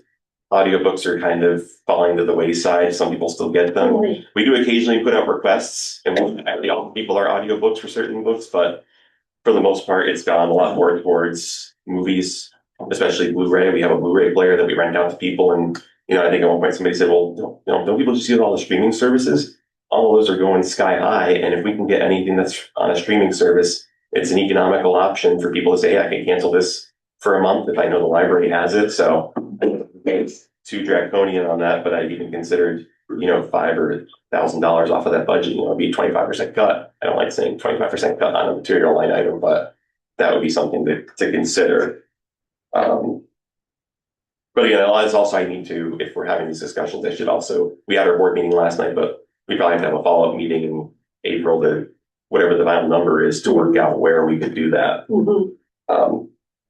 Ultimately, I think the budget request we initially put out was that 50,000 plus a 2 or 3.3% increase. If I could get it down and just say the 50,000, it wouldn't be like a big deal, but it would certainly get us back to, okay, essentially the last 2 years were about a 5% increase on the library's budget in terms of just the funding levels. I think one thing that's a fact that we see in the sheet is, our funding level with the town is about 81%. The state average is about 83 to 84. So we are above average in terms of how much the library tries to self-fund our operations. And then there's a smaller figure at the bottom. I kind of want to prod the state library to see if they can get updated numbers, but it shows between, I think, 2018 and 2022, the percentage of town revenue as a portion of the appropriation is 1.3, I think 1.37 or something. It was like less than 1.5% of the budget. But, I do want to work with you guys, but I also at the same time, when the scenario came out of not coming back with 50,000 to me was very devastating. That would be probably having only the library open 3 days a week, multiple staff layoffs, we have to be considered, elimination of certain services. We've even had to consider, right now, nonprofits, other civic groups, the town committees in town use our building multiple times a month for free, the Boy Scouts. We would possibly have to say, okay, we need to start charging to cover our utilities for that. And we really don't want to, because then it starts eroding at the mission of the library being an open space for people to congregate and use. And, I think even stretch it a little bit further by, the Scouts come twice a month after hours. There's certain events that, we have people use it for free. And if we started charging even a minimal amount, we don't want to drive people away, but that would certainly help buffer out utility costs. So this 50 grand was taken out last year. What was the effect? It was taken out this year. How much were your hours cut last year when it was taken out? Well, that was where the request was. We transferred over a CD, $50,000 from an existing CD, and just made ourselves whole. That's what was, I think, requested or suggested of us. So we did that to maintain ourselves. At the time I was 3 months into the job and kind of felt railroaded, and really, it was what was asked of us. So we said, okay, we'll do that. So that was kind of how we got to that point.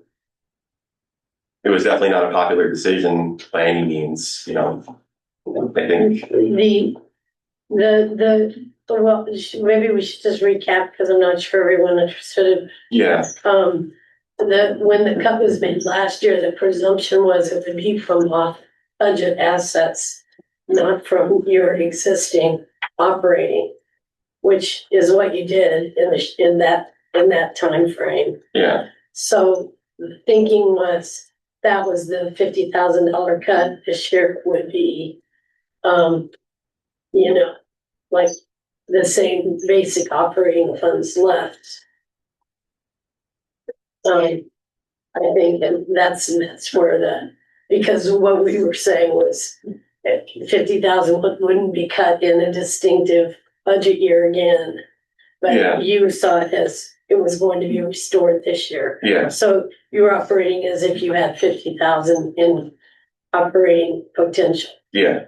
Yeah. No, that's what, multiple board members, that aren't on anymore. And, 4 out of the 6 members are brand new. So, but even talking to past people, they kind of had that same assumption. That's what they walked away with from that discussion. And so we said, okay, we'll take the hit, we'll eat that savings. It's obviously not great because it's investment income and it's donations that could have been intended for one thing or another, that instead went to ensuring we had a level budget. And, I think even knowing all those misunderstandings and, having this fleshed out, we did add a part-time floater that, worked 6 hours a week to help cover when there's absences and sick people that can't come in, we would have maybe held back on that potentially.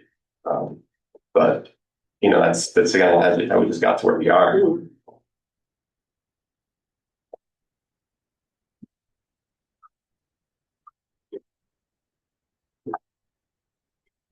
And I mean, just in terms of revenues, sorry, there might be other areas to potentially go up on, like patron fees. We might be able to go up an extra $50. I mean, again, it all feels like pocket change. Like I think Bruce was saying at one point that we're going to try and chip away, but there's opportunities here and there's other opportunities to find some efficiencies or find some savings like the sick leave that would take out a good chunk of what would have been asked of. But I know there's any other questions. I'm going to lose my voice too. I think that was a problem. Yeah. Steph and I had last night. We were both coughing up along and losing our voices trying to talk to each other. May I ask a question, Steve? Yeah. I'm looking at your budget and one item that seems it's gone up a lot, and maybe I missed this. Yeah, no worries. The staff software. So that actually, as an update to the library, I would just say that's completely going to be removed. That also has to be removed from the revenue. I could try and bring you that hard figure, but that was a consideration to transfer over to a new integrated library system that would potentially have some benefits to patrons and some efficiencies for the staff in terms of interlibrary loan requests. But that's only matched by a one-time grant. It's $20,000 a year. At this point, I've already reached out to, because of the requests to consider the $50,000 not coming back. I already went to the vendor and said, hey, we can't do this right now. This is not a time for it. So, but that loses that $20,000 in revenue, but it also takes out the $20,000 expense. We can stick with what we have. It does work. It's not bad or failing. It's just, I think, when I passed around the map of all the different libraries that are part of the system, we're kind of that one lone white dot, and there's only about 6 to 12 libraries in the state that use our system, and it's not a consortium. It's everybody's kind of their own island, and we have to use a lot more resources to reach out to other libraries to get materials that we don't have. So it's not really a network like yours is. I mean, like the bigger ones are. Yeah, no, it's not really a network. I think they've started looking to offer that because I think they're starting to see that become the trend. But again, that would still be in of itself if we were to get some kind of agreement with all the other libraries to do that. That would be a cost increase, I'm sure, to get that program up and rolling. So for now, it's just we're using that software as our own island, and it works. It's functional. It's not ideal, but again, we're not in an ideal situation right now with the budget, so I don't want to overpromise big changes to the library that we can't fund.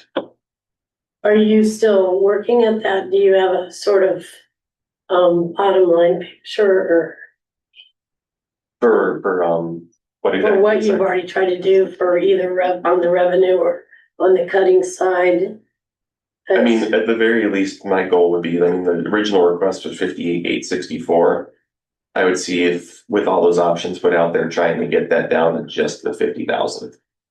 That if I had to go lower, that's when I'd start getting a little bit concerned. But I'd have to play with that and get back to you. But I know even considering a scenario where we had to lose a staff member, cut a day, make a lot of very potentially lofty assumptions about savings on propane and electricity by being closed a day, savings on staff wages because the day we'd likely the first option was Mondays because then we wouldn't be paying holiday pay to our part-time staff.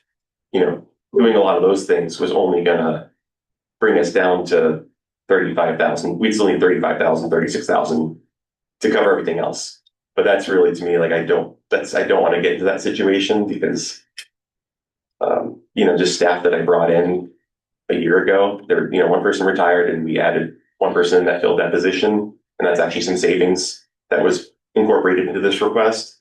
And then our other person that works one day a week, that's a floater, so that if someone's ever sick, I don't really want to get to the point where that person's gone because I think if I mentioned it in the narrative, we did have a day where everyone got sick and we couldn't get people called in and we had to close. Now we're at a point where even today, someone called out sick. We had somebody else that was able to come in early and cover so that there's not one person trying to cover the whole library. Because I was coming in later myself to be here tonight for however long it took.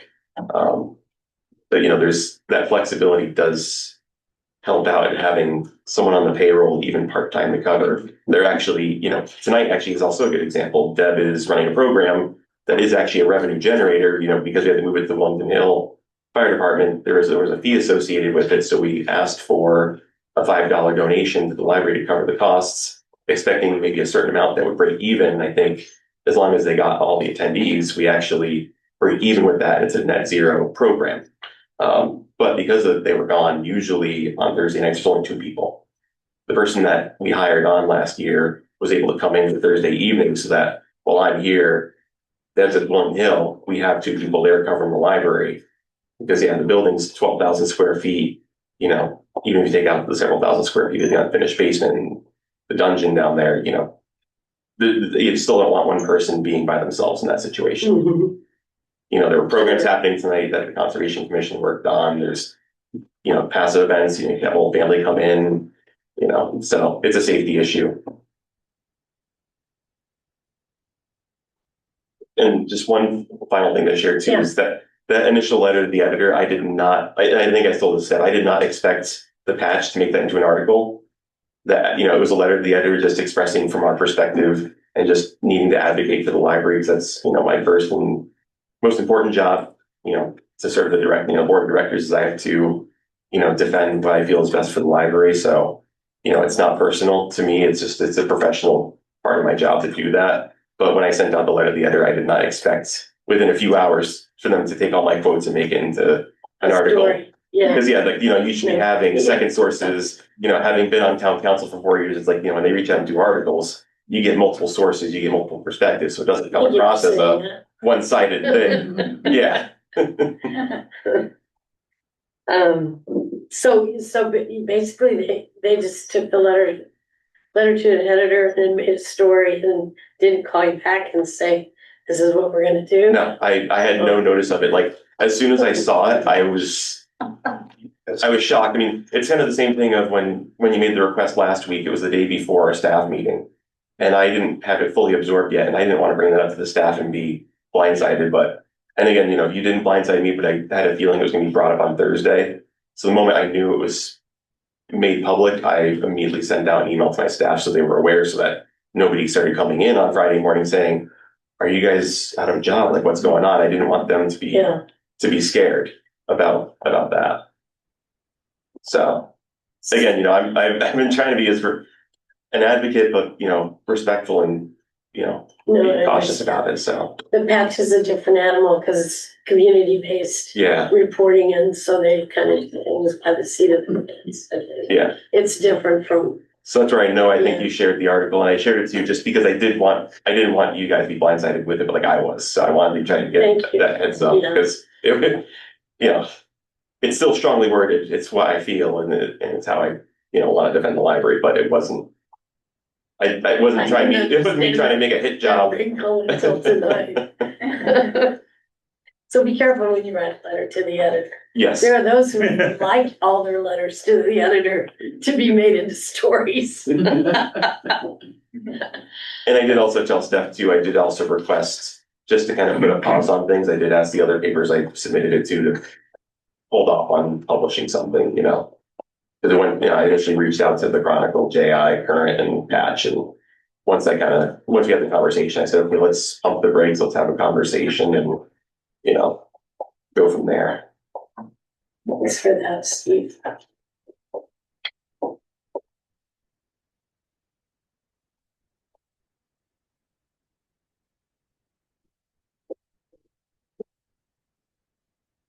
It sounds like you've been doing a lot hard.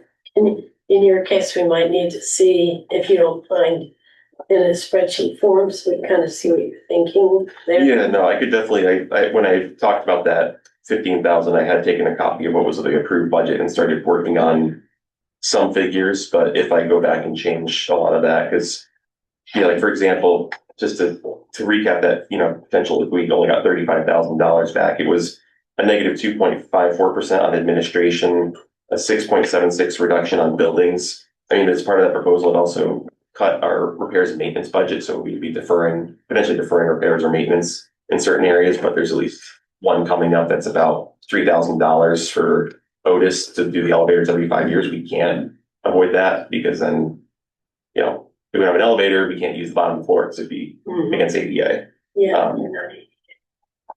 And, you know, I think we also taking out the 20,000 for the integrated library system and adjusting the revenues. I think the proposal was a 16%, 16. It was 106.03% increase in revenue. With that revised number, it'd be more like 39.57, and that's without even making additional changes to revenue. So that could go up above 40% of an increase in revenues between grants, interest income, you know, donations, so on and so forth. So What's that put the overall year over year to, do you know, increase? for the proposal where it was if we only got 35,000 back essentially, it was about a 15.49% increase still to the libraries. At least from the perspective that, you know, we're starting at this new 221,903 is the town's allotment to get to that point would be a 15.5% increase.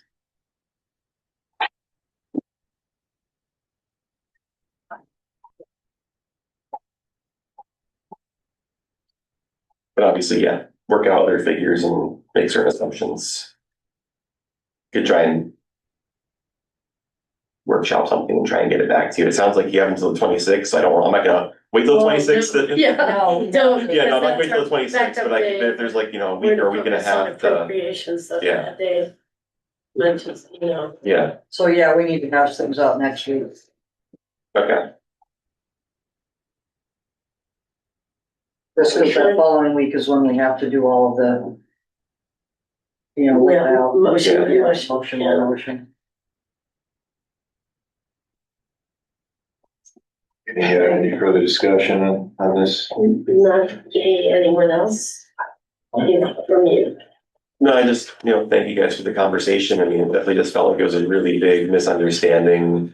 And I mean, there's still some frustration, you know, there was a lot of concern and a lot of fear at last night's board meeting about what it would look like if that was what happened, what was gonna happen. So it's good to have the conversation and see where we go forward, but, you know, being a little over a year into the job, if, Yeah, no, I understand. you know, you lose sleep and, you know, already recovering from something, it exacerbates it, so. Well, Laura, would you like anything to add in? I think Steve covered it, but just to speak to the board last night, I Oh, think. would you identify? Laura Rodriguez, to address. And your chair, your president. Chair of the library board. Yeah, last night, you know, we met and I think going around the table, I mean, one of the biggest concerns was that the library board last year was asked to use savings that came from donations to fill in a hole for our operational budget. And honestly, I think that's just wrong. People donate money to the library for things that are above and beyond operational costs that should be covered by the town since we're a municipal library. So this year when we found out that like we were starting with that minus 50 as a starting place, not only did we use money that donors gave us for other, you know, programming and maybe finishing the basement. I mean, other things besides operational costs, but now, you know, we're minus 50 in our budget again. So the only way to fill that hole would be to keep like using investment money. And that's not right. So, you know, just to express our frustration as a board and a new board coming on and into this, and, you know, most of us were not here last year. So, you know, I don't know the specifics of it, but that money was investment money, was savings. So, I just feel like it at least needs to be put back into our budget, even though part of me thinks it should be given back to us to put back into savings and restored to our budget, but not going there. Yeah, that's where we are with the library. Bruce, do you want to say anything about this since this was under? Really, I mean, the way I look at it, you know, you're being donated money for the operation of the library. Yep. No. Oh, yeah, kind of. I mean, Many of them programs and say stuff like it's that. not for the operation, so. So what's it for? For programming, for finishing the basement, or, you know, Right. things that are beyond the day-to-day operation, which is the responsibility of the town. And some donations do vary, you know, sometimes we get like, we'll get a $30 check and someone will say, I'd really like if you bought these 2 books. It's a straight change of accent. That's not even really, that's covering operating expenses. That's an additional request that if anything offsets other operational costs like books, like instead of saying we have to buy this book off our operations, someone's generous enough to do that. But you know, one thing I brought up at the presentation, and I think that was asked of us last year, was an investment fund. We are working on an investment fund policy. We're going to work to finalize it next month, and we're going to bring back 2 of the vendors we talked to get, instead of being in CDs, because I think that was like you had mentioned, Bruce, was we were working off the CDs that were only 3 to 4%, and we want to get to an investment firm where it's 7 to 9%, and then set up a policy where we can draw down from that an annual amount every year that's not irresponsible, but could be put in as a revenue source going forward and have this, you know, pool of money that over time could cover significant portions of, you know, certain budgets, and then even in emergency situations, pull way beyond what's on it for things that maybe the town can't afford to do, capital projects, major repairs, you know, things that maybe can't be covered by insurance that we'd be able to self-sustain. But, you know, that's, you know, for a nonprofit, an endowment fund like that, you know, it's a decades-long process to get to a point where it's, you know, a sustainable model where you could have it be pulling enough that covers, you know, a good chunk of increases like costs and materials going up, or, you know, certain operational fees. But, you know, the policy itself for the draft we're working on, you know, says we can't use that to cover personnel costs like salaries, you know, benefits, things like that. It should be, a fund like that should be used to cover, you know, certain non-recurring costs, or costs that have, you know, significant increases like changes in minimum wage. And What's the current balance for in the investment fund? let me see if I can pull it up. We had one CD that is, because we actually had a question about that with our revenue report from the town last night.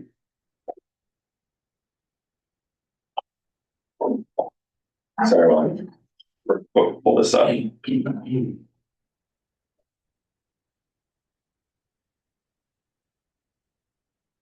So the CD that we pulled from that $50,000 has a current balance of $59,506.90 and earning currently 4.073% interest.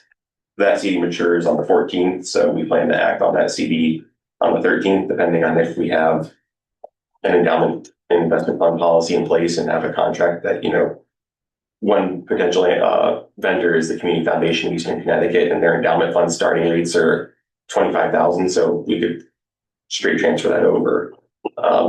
So that's just one CD. You said there were multiple. There's a second CD that was established. Dale Dyer, who was a resident in town, passed away several years ago, and their estate was in probate for several years. Within, again, my first 3 months here, I'm picking up all this information and attending probate meetings. No, We were it's come to fruition. We never expected anything, because I think a lot of their funds were supposed to be going to another organization that was defunct. But, you know, the balance from that, we got, I think it was around $67,000 from their estate. So it was entirely unexpected. And we immediately said, okay, let's put this in a CD. And that's when, you know, we had the discussions about investment endowment funds. I was telling the board in an email when I tried to get this data, I think if we use that as a starting point, I think we'd name the endowment fund in their honor and have that be a starting point. So if we started that endowment fund, we start at $120,000 and then draw, you know, 5% off of it each year to be a source of revenue, and let it grow anywhere from 7 to 9% or more on every year. And every year as it grows, draw, you know, that 5%, you know, I don't have the calculations, but it would, you know, it would be, you know, several $100s every year as added revenue over time, as long as the markets perform well. So. You still have that chunk in the STIF account, state STIF account? Yeah, the state STIF account, which I've been told up and down by Deb and a few other folks that was intended for the unfinished payment. That's what I mentioned to the Jim during CIP, was that, you know, we would look to there's actually a webinar in April for a state construction grant for libraries where they can cover up to 50% of those costs. Now, obviously, I still need to get a good idea of what the cost is because it's probably much more. I think that was a concern that Jim and Dad, when we discussed, is it might be significantly more expensive than what I might be hoping. So I want to get in April, there's a Connecticut Library Association conference where I can connect with some vendors that specifically work on these types of projects, get a harder number and bring that back to CIP and say, if it's a certain X number of dollars, all that money goes in to cover that. And then the 50% we get the grant, there might be a small amount left over. And that's under 300, right? A little under 300, yeah. I think I get monthly reports from the state for that. And 300,000. Yeah. And I think there's, issues of the way funds are kept separate and distinct and how different departments do that. But when the town money goes in, generally the transfer out departments, you keep that money separately and then use it for town purposes, which they go by the board. They let us know when they're applying that money and what they're using it for. In the case of the library, there's several off-budget funds. I don't think there was any direct tracking, but we were operating on the business manager's information that there was about 50,000 in unused payment, Town fund funds. balance. Town funds. In town funds. So, and that was, that was her estimate. So that's one of the reasons that was the figure that was hit on.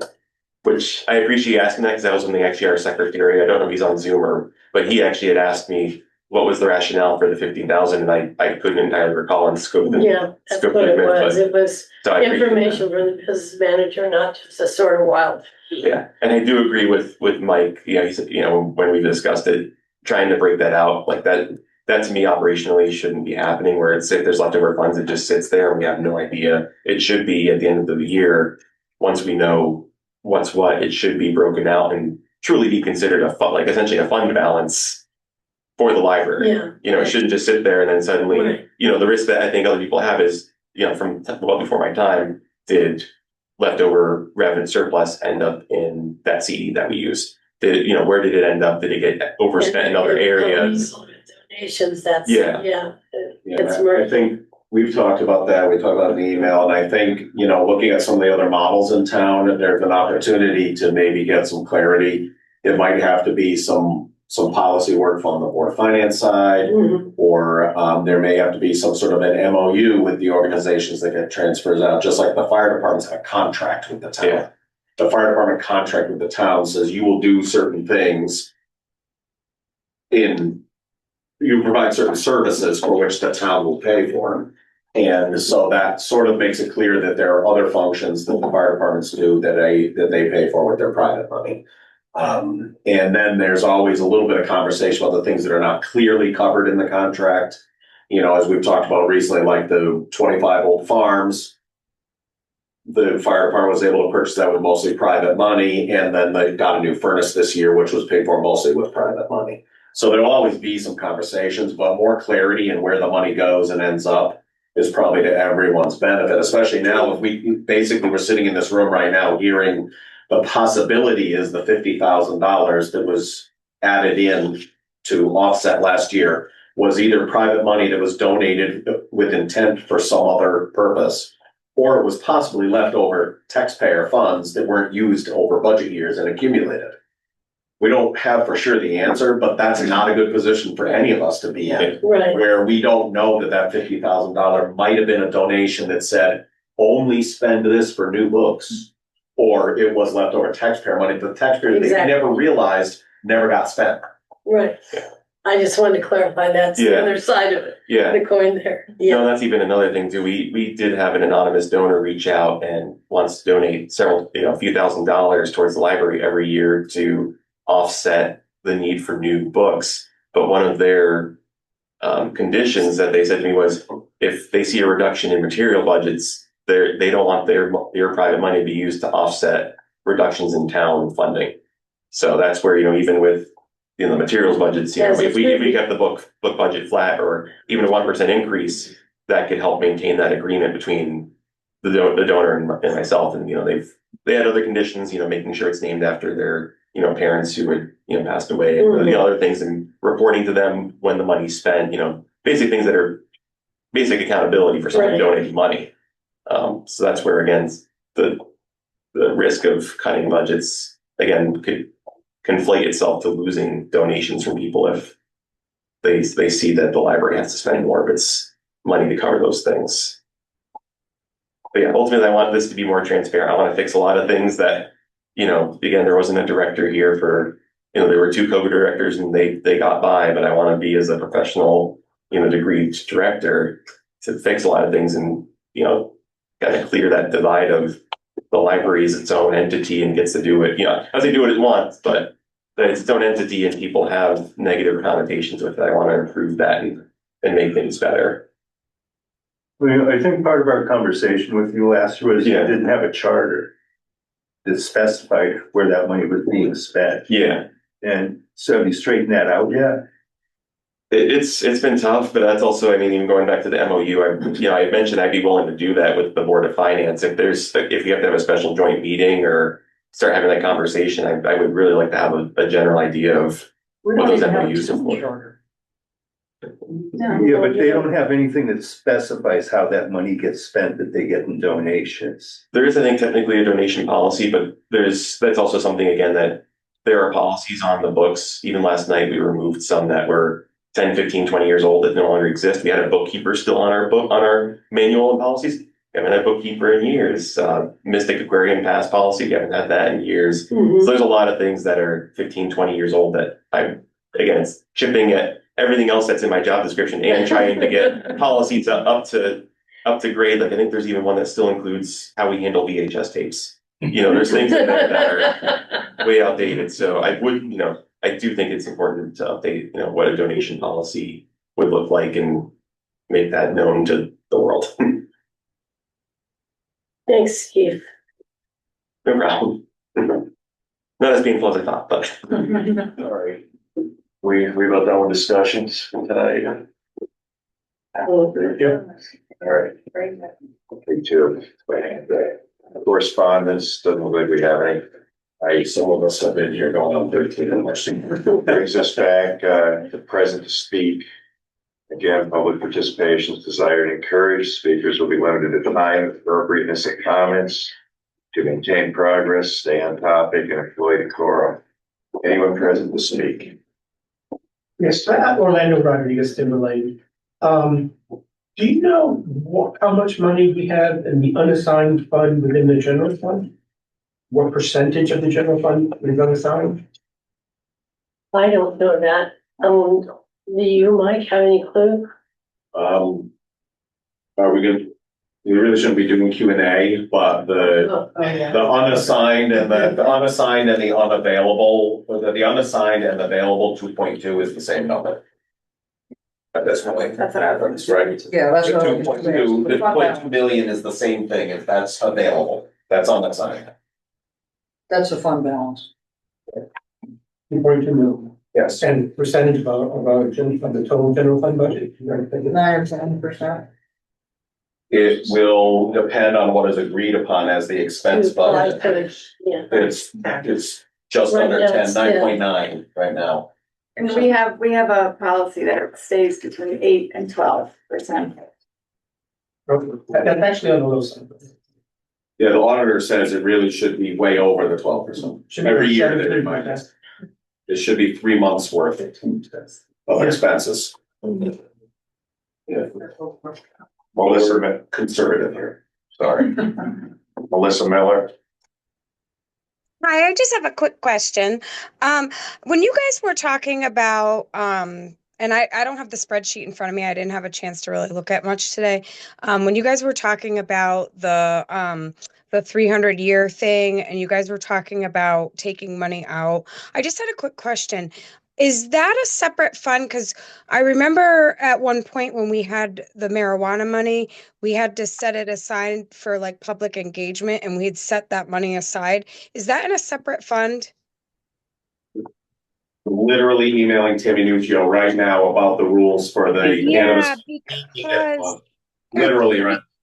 Okay, because I know that it was a big discussion and we talked about, the civil engagement, that it needed to be like civil engagement or, community things, stuff like that. I don't remember the whole criteria. But I was just curious because I know you had said something, oh, I can take $4,000 out or whatever. But I just was curious because I couldn't remember if we had that as a separate fund or if that was just, you added additional money to it. That's all. Cannabis and money is set aside right now. Yeah, because it was Which has required. not been in any of the conversations we've had tonight. Okay, And- I just wanted to double check. Yep, thanks, Melissa.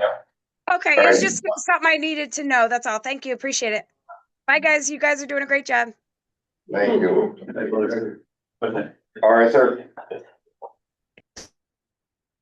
Hi, Arthur Christensen, 14 Birch Meadow Lane.